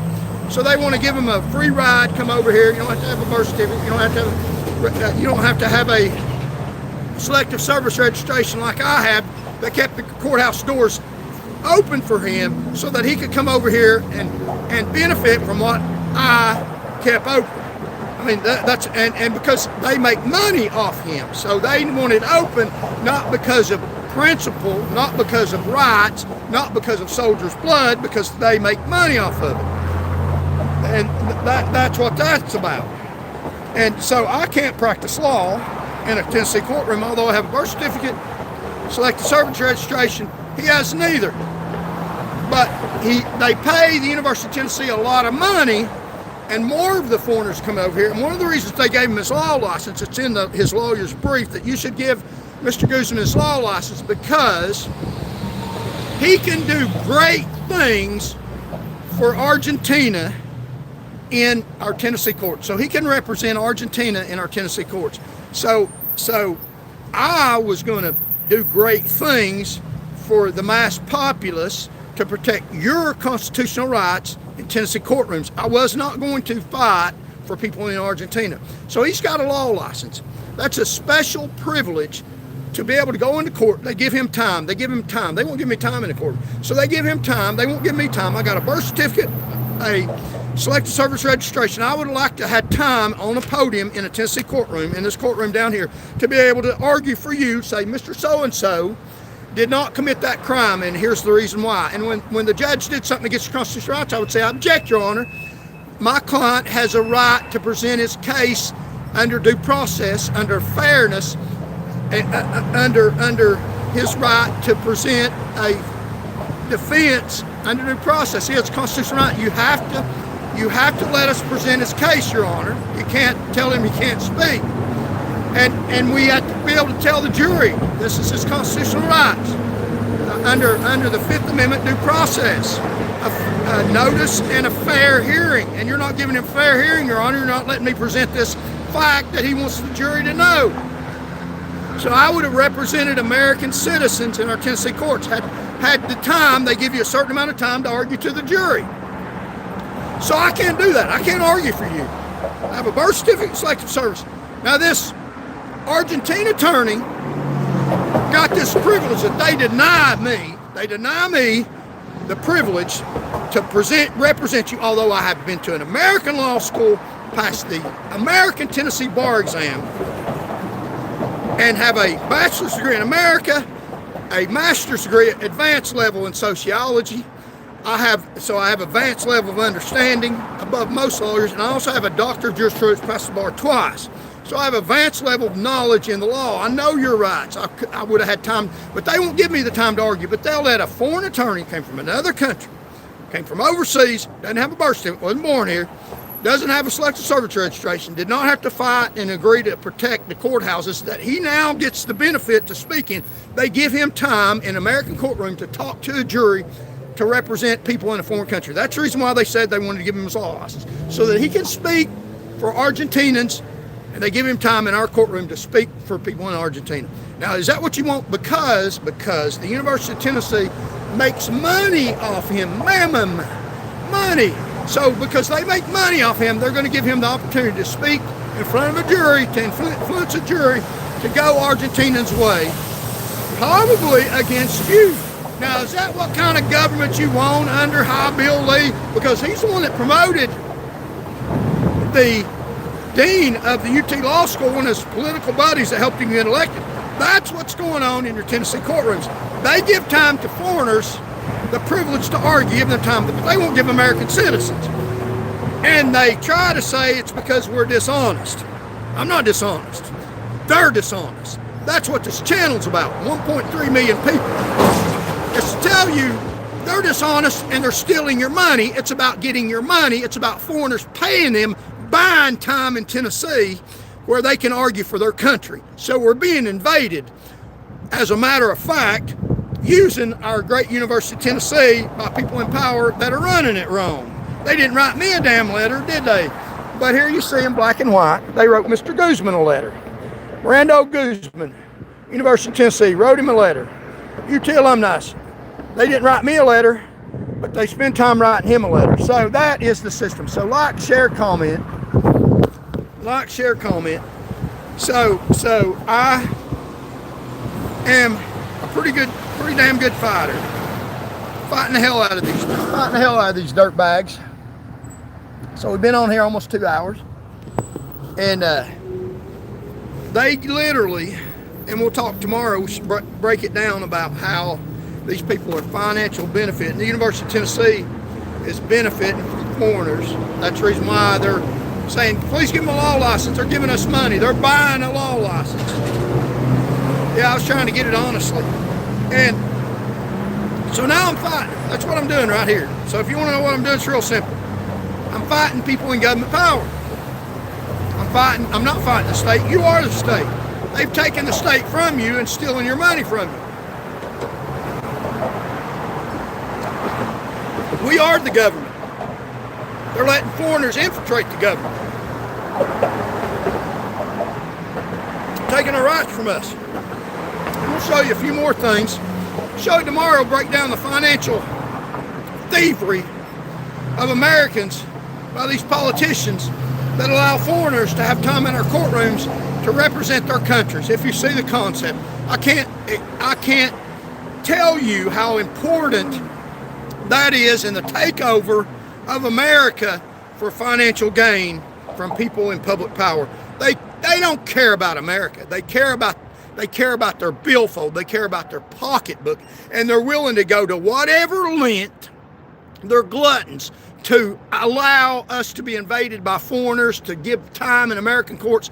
So if you get subpoenaed to be a juror, when you're listening to a juror, listen to the attorney that's talking to you. Is he from another country? Listen to, let your gut feeling. Is he trying to sell you something that'll benefit another country? Or is he trying to tell you the truth and trying to help American citizens, Americans first? This country is a sovereign nation. We don't need to be taken over by our crooked, corrupt judicial system for money. We're going to show you a few other facts, so enjoy the view.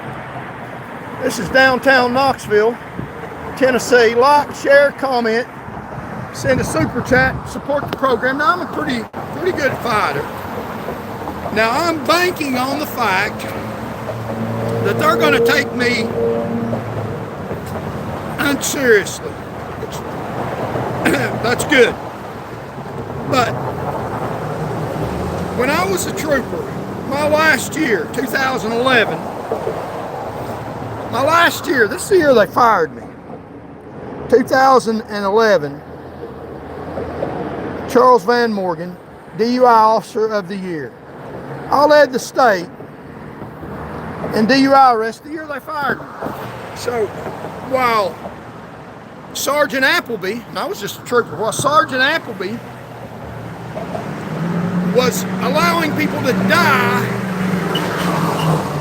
instead of calling an ambulance, I was saving more lives on Tennessee roadways than any trooper in the whole damn state.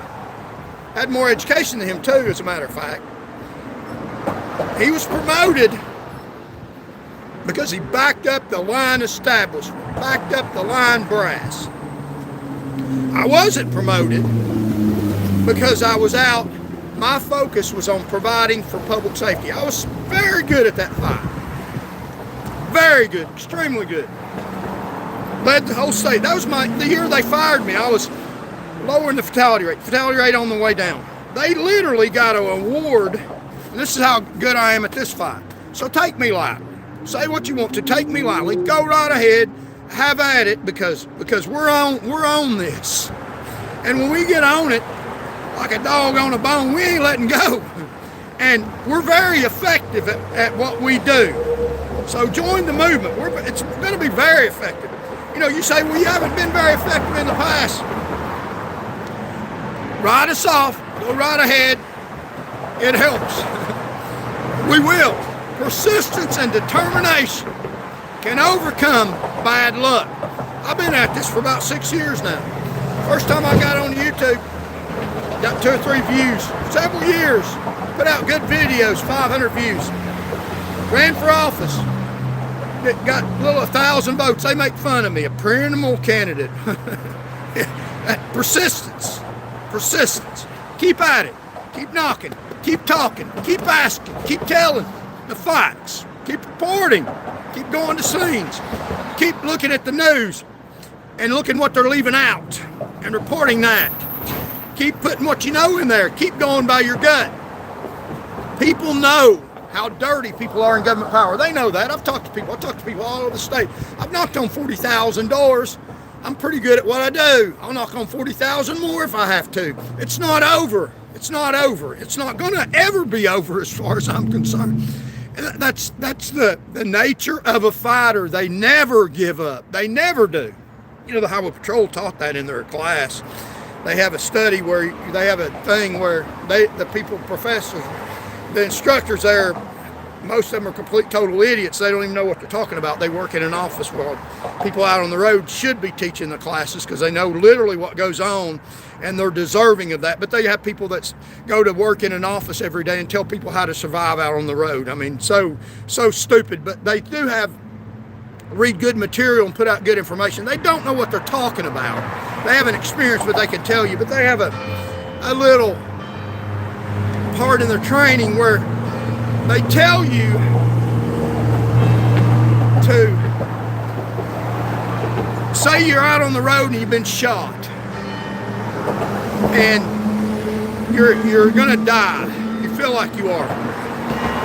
And they tell you in the academy class to close your eyes and think about the people in your life that need you here, your children, your family, your wife, or your girlfriend, or your significant other, or your parents. Or think about the things, your aspirations and your hopes, and you're about to die, and think about your reason for wanting to live and fight for survival, fight to live. To put that fight in you when you think you're about to die, and hold on, don't give up. Don't give up and do what you have to do to survive. If you're been shot, you're laying on the ground in front of the patrol car, then you try to get help. You crawl behind the engine compartment of the car to try to stop yourself from continuing being shot. And you do what you can do to survive. That's a survival instinct.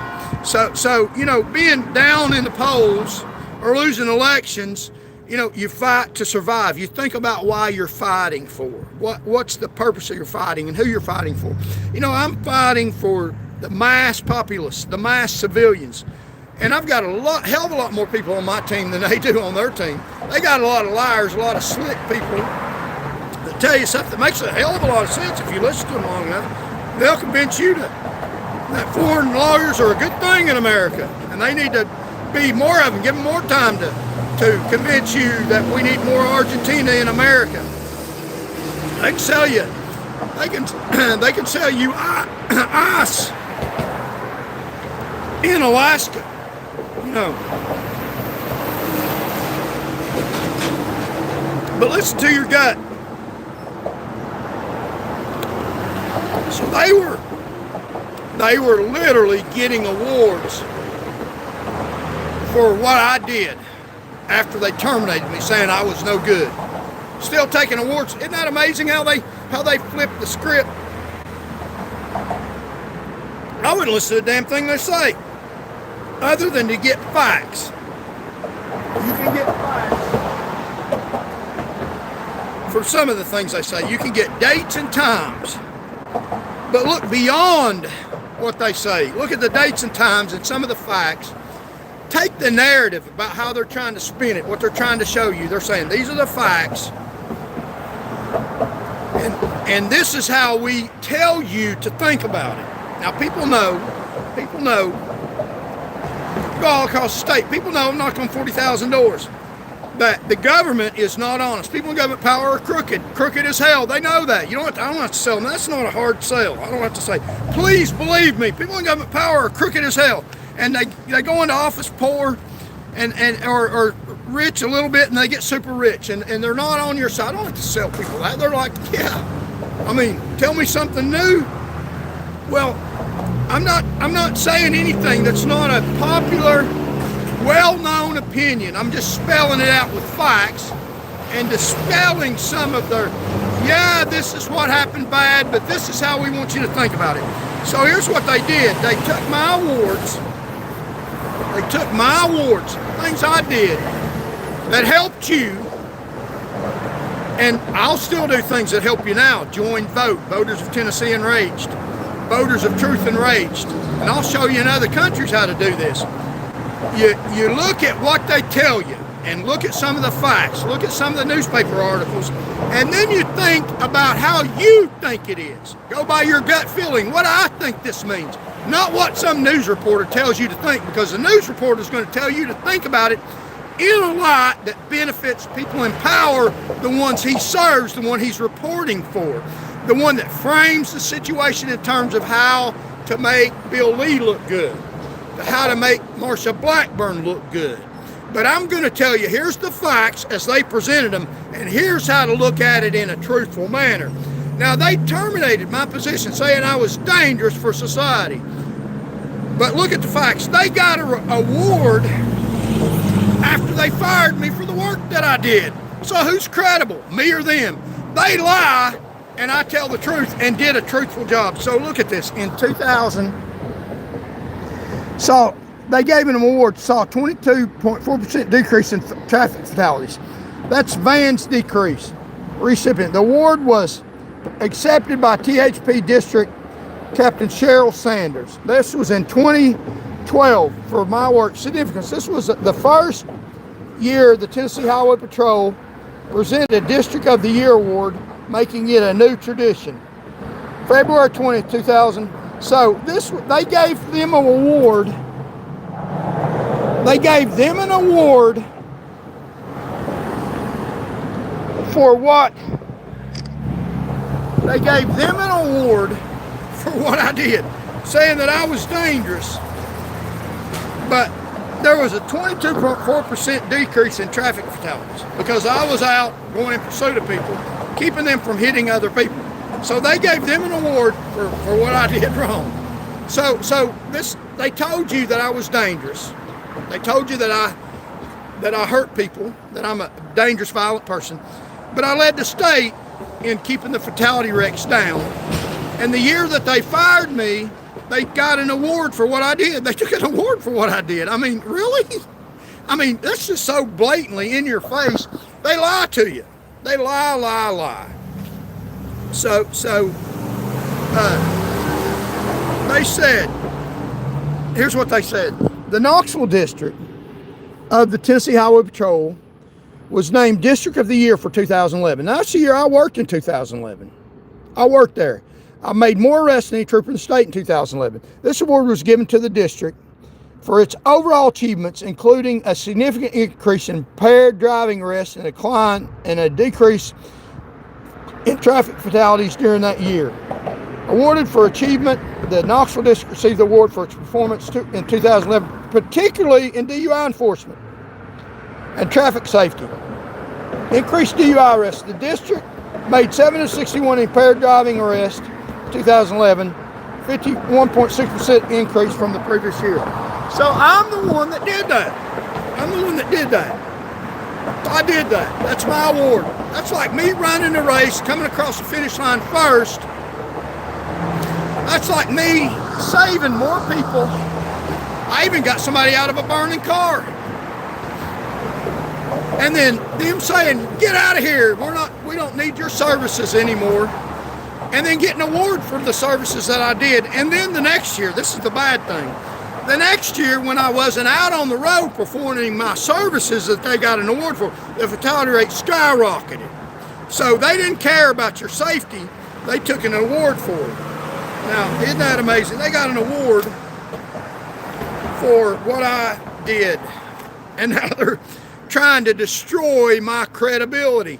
By their own admission, the traffic fatalities were lower in 2011 when I was on the road, not higher, they were lower.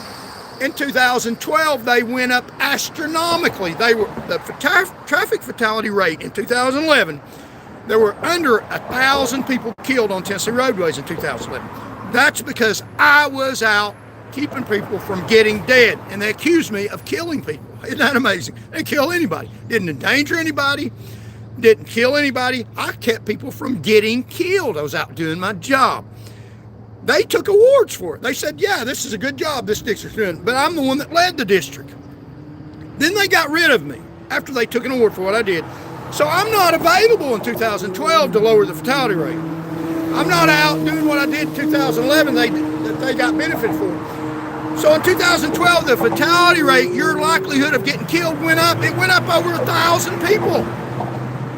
I kept it below 1,000. So when they stopped me and they said I was bad, when they stopped me, and then they're bad, not me, then the fatality rate went up. So it went up 2011, it went up 2012, went down in 2011. Went down 8, 9, 10, 11. I was putting it down because I was out here doing my job, confronting drunk people, putting them in jail with my life at risk. They said I was bad, terminated me, got an award for my bad. They got an award for my bad, which was really good. I mean, that's how they lie. And after they got rid of me, I couldn't perform my service.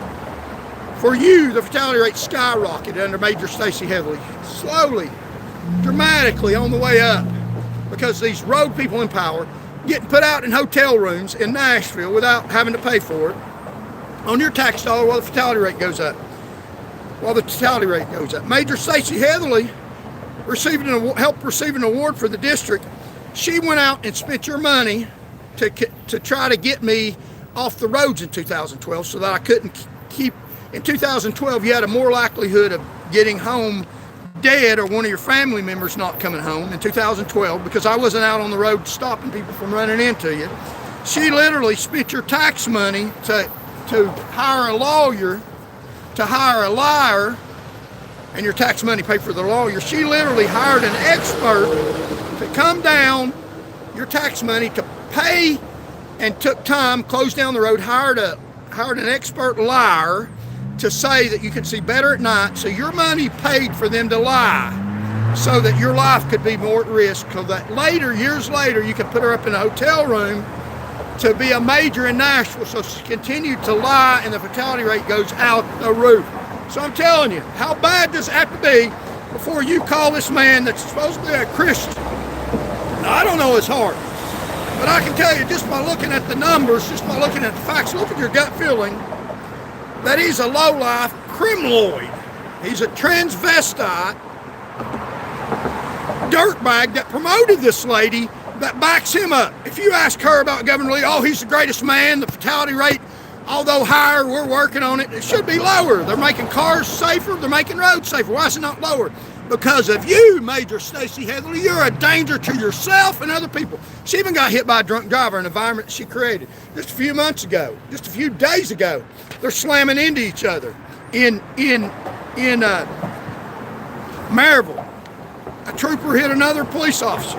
So that's what they're doing. And that's what this dirtbag's doing. Tennessee kids kicked off TennCare, 128,000 children. Jesus said, woe is to him that hurts a little child better than somebody hanged a millstone about his neck. He kicked off 128,000 children off TennCare. We haven't forgotten about that Christian Governor Bill Lee. Now, I don't know his heart. I know he doesn't live like a Christian. So like, share, comment. This 128,000 children off TennCare. People that hurt little children are you know, they're not serving God. They're serving themselves. So that's the situation that we have in government. Hopefully I presented my case against them. Here's the fatality rate 2004, 6, 8. So you can see it's on the way down. Less people. This is the number of people getting killed. More people killed, and this is on the way down. This is when I went on the road for the highway patrol. I went on the road in the highway patrol in 2004. You can see it go down. Less people killed. Less people killed. It's on the way down all the way to 2010, 2011. You can see the fatality rate's on the way down. In 2012, when they took me off the road, more people killed. This is their own graph. This is their own graph, and they received awards in 2011 for the fatality rate going down, that I'm the one that lowered the fatality rate. And then in 2012, they couldn't get an award because the fatality rate was on the way up, because they took me off the road and used your money to take me off the road to make it more dangerous for you. That's what the Tennessee Department of Public Danger does. Have troopers that overlook bodies in cars that need emergency equipment. Not because the trooper, they promote the trooper, not because he's good for public safety, because he's good for creating a facade. And I know the trooper. I'm not talking about blind. I know the trooper. Talk to him. I know how he brags on the brass, the people in power. And he's not concerned about the Tennessee roadways. This is a 2010 DUI enforcement. Outstanding performance. So I lowered the fatality rate. I lowered 78 more people were killed in 2012 on Tennessee roadways. That's 78 more dead bodies caused by Major Stacy Heatherly. That is now, apparently, according to my witness, according to my source, that is now getting money to go out to Nashville to make policies that make the roads more dangerous, not less. That's even so dangerous that they slam into each other. I mean, my goodness gracious. How inept is that? That's making it more, your food prices are rising. So let's look at this.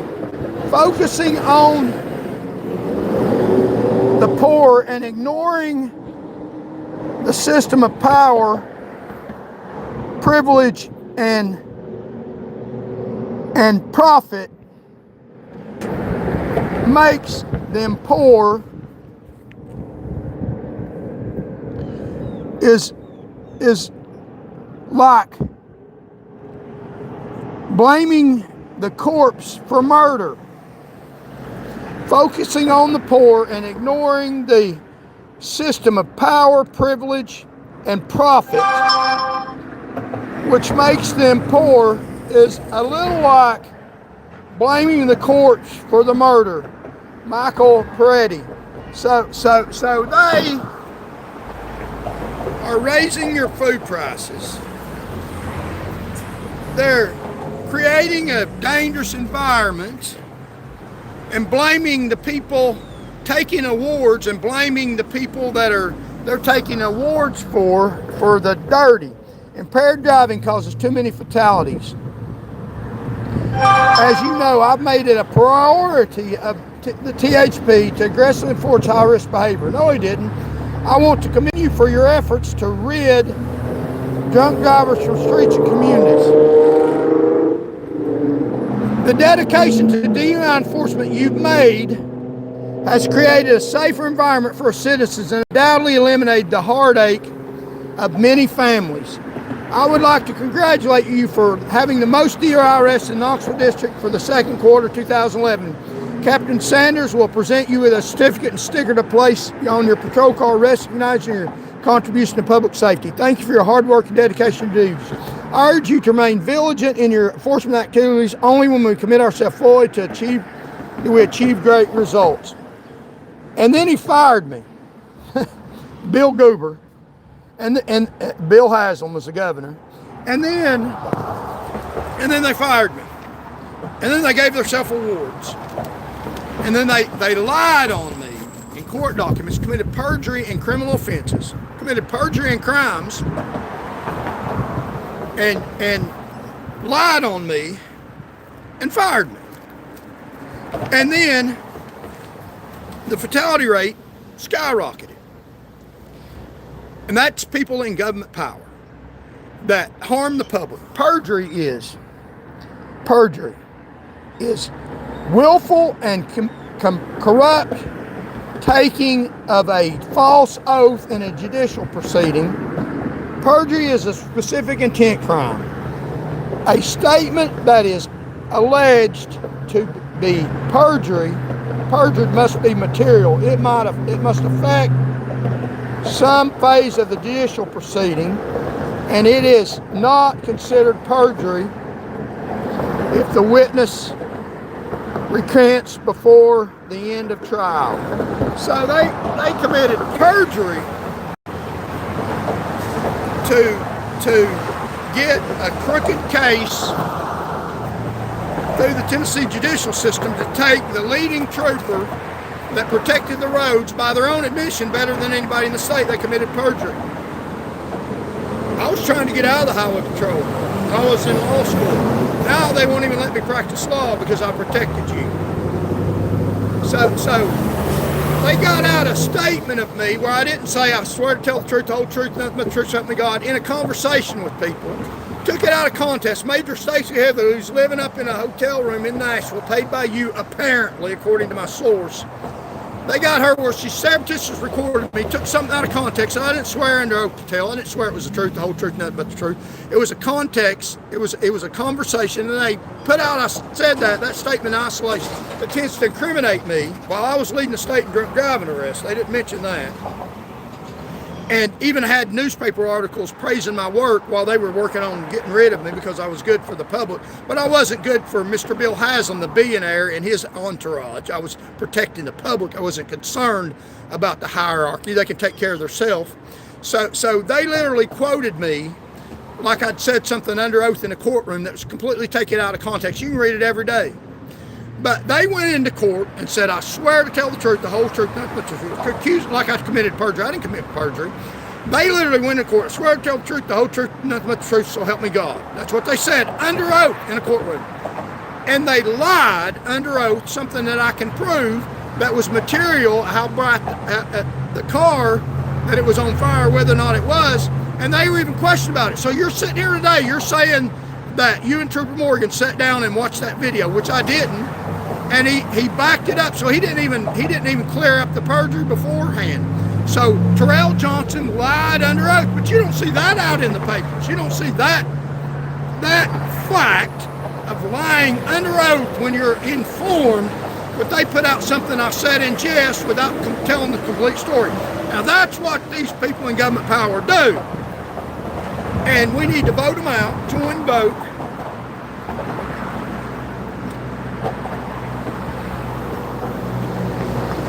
And somebody said, I talk 90 miles a minute. I do. This is like, you have to listen real close.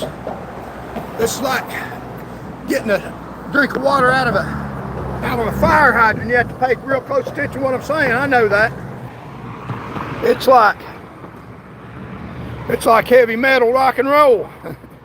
And it's hard, rolling, loud and fast, and abrasive to get your attention. So I know what I'm doing. I fought the state. I fought for the public on the road better than any trooper in the state. Now I'm fighting for you better than any politician in the state. And looking out for my family. So continue to pray for Michelle.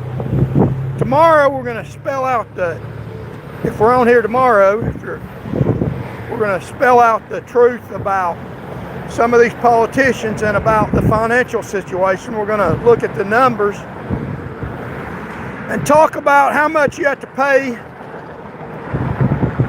to live nowadays, and for some of the reasons. The astronomical cost of living, the cost to live in Tennessee. That's what this is about right now. That's what people are concerned about. So I'm talking about the cost of living. How much regular everyday Tennesseans, which you're not regular everyday person, you're greater than them, you're honest people. May God bless you, I pray. So we're talking about the cost of living, and there are things, a lot of things, a whole heck of a lot of things that we can do to get the cost of living under control, to bring the cost of living down, dramatically down. Now it requires voting, it requires listening, and it requires getting activated and paying attention to what's going on. And I'm part of that. I'm going to tell you how to pay attention. So like, share, comment. Let's get at least 50 likes. We got 46 right now. So I'm going to tell you what we can do about the cost of living, about how we can lower the cost. When you go to the grocery store and buy a gallon of milk, or when you go to the grocery store and buy baby food, or when you go to an apartment and try to pay rent, or when you go to try to buy a house. I'm going to explain some things, simply put, to how we can lower our cost of living, the mass populace.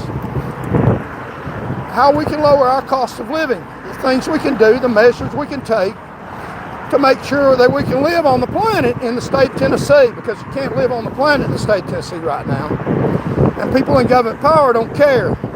They're living just fine. They want to keep it the same way.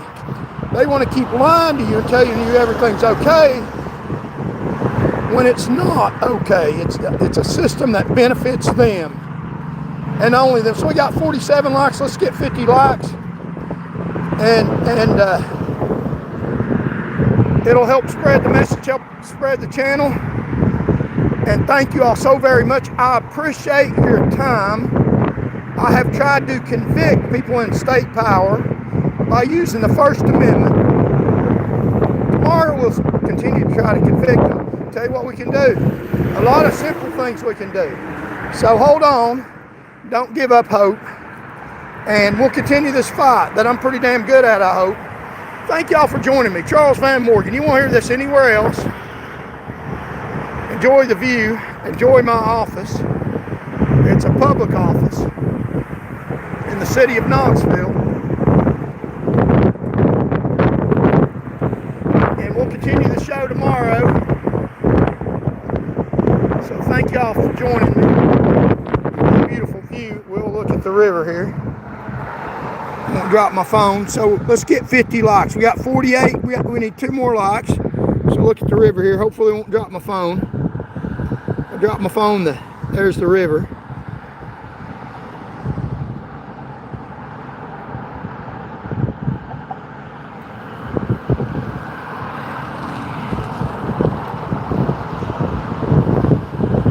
Beautiful view. So what an office I got here. So they won't let me in that courthouse right there. They won't let me in that courthouse, so I'll have to be out on the road on a public sidewalk where I got the First Amendment rights to criticize the government. And I think if you listen to the show, that's what we're doing. There's another news reporter that wrote some bad stuff about me. Didn't even get my age right. I looked at one of his shows the other day, and he's trying to put out a negative message about me. The news channels are trying to put out a negative message about me, but I'm getting more outreach than they are. I'm telling you, they're telling you alternative universe. I don't know where they live. They live in a land of lies. I can tell you why they're doing what they're doing, because they benefit from the lies, because they're part of the government, state-owned media. State-owned media. So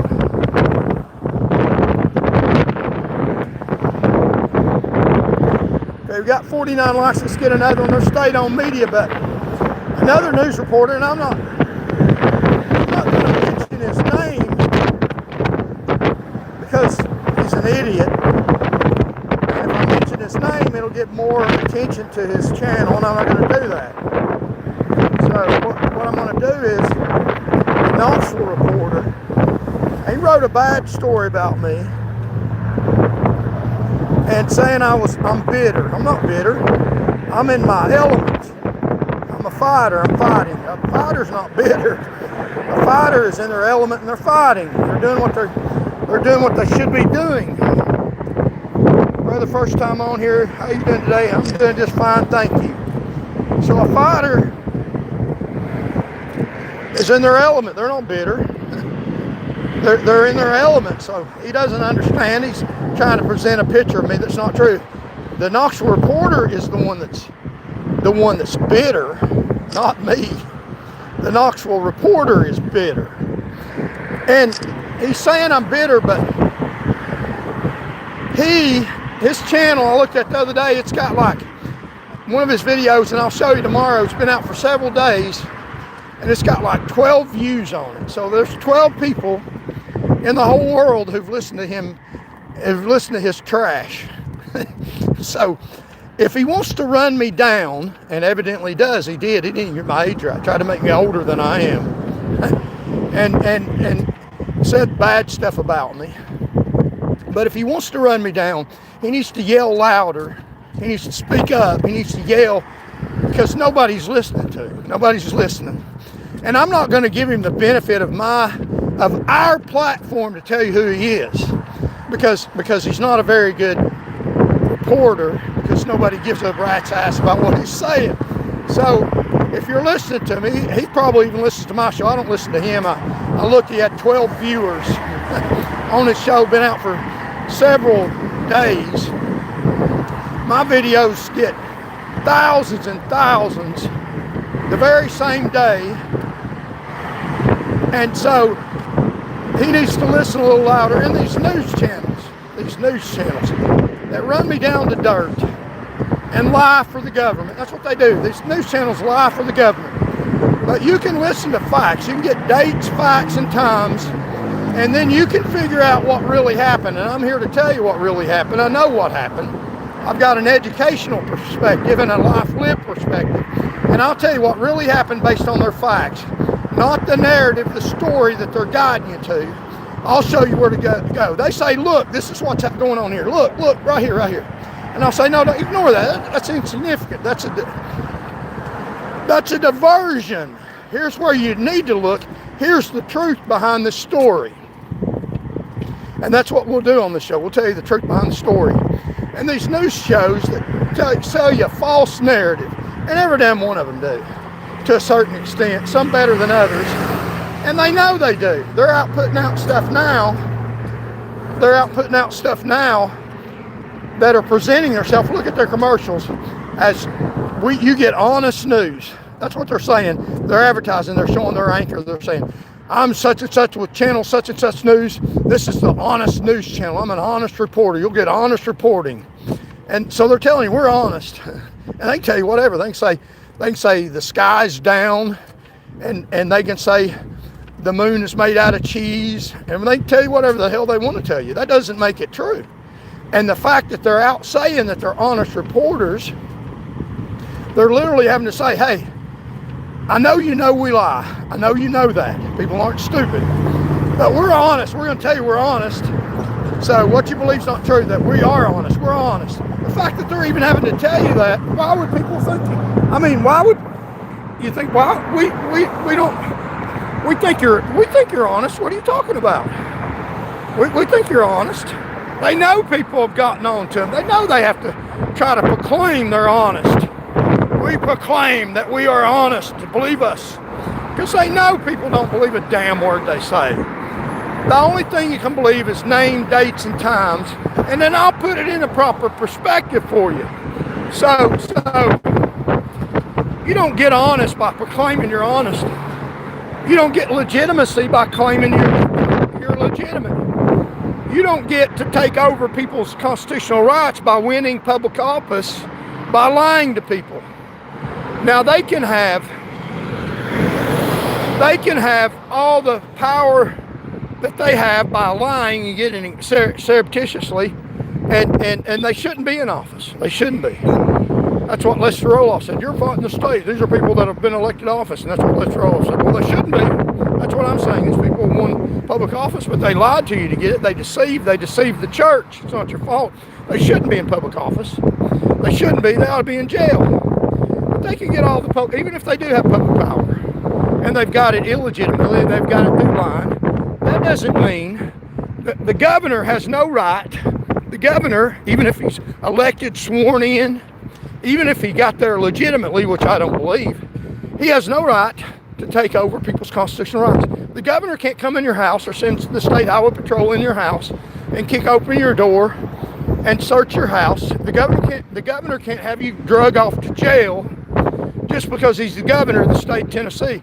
Winning political office does not trump the Constitution. In this country, you still have a Constitution. It doesn't matter how much power these people in government power have lied to get. It doesn't matter. They still do not have the power. They don't, under our form of government, to trump the Constitution. You still have a First Amendment right. You can still speak out against it. Just because the governor's the governor does not give him the right or the authority to tell me to shut up. It doesn't. And that's what he's trying to do. That's what the governor of the state of Tennessee's trying to do, tell me to shut up. They passed a law, an illegitimate law, and that's what the First Amendment says. The government shall pass no law that infringes on the freedom of speech. Well, Governor Bill Lee passed a law that infringes on the freedom of speech. He did it the other day. They passed a law that's not a just, fair law. That's a law designed to protect him and shut up opposition. He passed a law in the legislature that you're not allowed to leave political material on people's doorstep unless they ask you for it. That's a law. That's not a constitutional law. His authority in the legislature does not have the authority to make that law and violate the Constitution. They don't have it. The Constitution, he can't make a law that abridges freedom of speech. That's freedom of speech. And that's what he's trying to do. He's trying to cut down opposition. And he did that directly fighting me because I passed out thousands and thousands of flyers to about 40,000 doors all across the state of Tennessee, here recently in the city of Nashville, in opposition in pointing out the corruption in Tennessee government. So he passed a law infringing on the Constitution that I can't pass out flyers to people at their front doors anymore. When he does. So they're infringing on our constitutional First Amendment rights by passing laws. And just because he's the governor doesn't give him a right to step on the Constitution. The Constitution trumps that. That's what the Constitution is, a check on power, even political power. You can't do that, Bill Lee. I don't have to obey that. You need to be sued over that. And if it ever comes to him, I will sue him over that. I got a right to pass out material and crank up my little political machine, my little printer, and I need money to do that. And I ask that you all help support the channel. So we got 51 likes. Thank y'all. But the government, it doesn't matter if somebody gets in office that you didn't vote for, and you agree with what I'm saying, they don't give them the right to come in your house and search your house without a warrant, without a valid warrant, without probable cause. They don't have a right to tell you to shut up and quit criticizing the governor. They don't have the right to do that. They don't have the authority, and they don't have the right. They're trumping on the Constitution. And that's what they do. Why are they doing that? It's because they don't want the truth to come out about them. They don't want people to know how dirty they are, and they're very dirty. They're dirty as hell. So tomorrow we're going to talk about the financial crisis, the impending doom, the separation between the rich, Governor Bill Lee, Marsha Blackburn, all the damn politicians, majority of them, 99.9% of them, maybe 98, the majority of politicians who get rich, who are living just fine, off your dime, off your money, living up in fancy hotel rooms, and getting a high salary to protect the illegitimate, to violate your constitutional rights. That's what they're getting paid. They're taking your money and making laws that violate the Constitution. And I don't care what politician they are. They have no authority to violate the Constitution. So we'll talk about that. We'll talk about that tomorrow. Let's see if we can get a few more likes. You should Google Charles. We're sorry you sent him another gift. Yeah, you should listen to the false propaganda. Goy. Yeah, you should listen to the news media. How about Google the awards?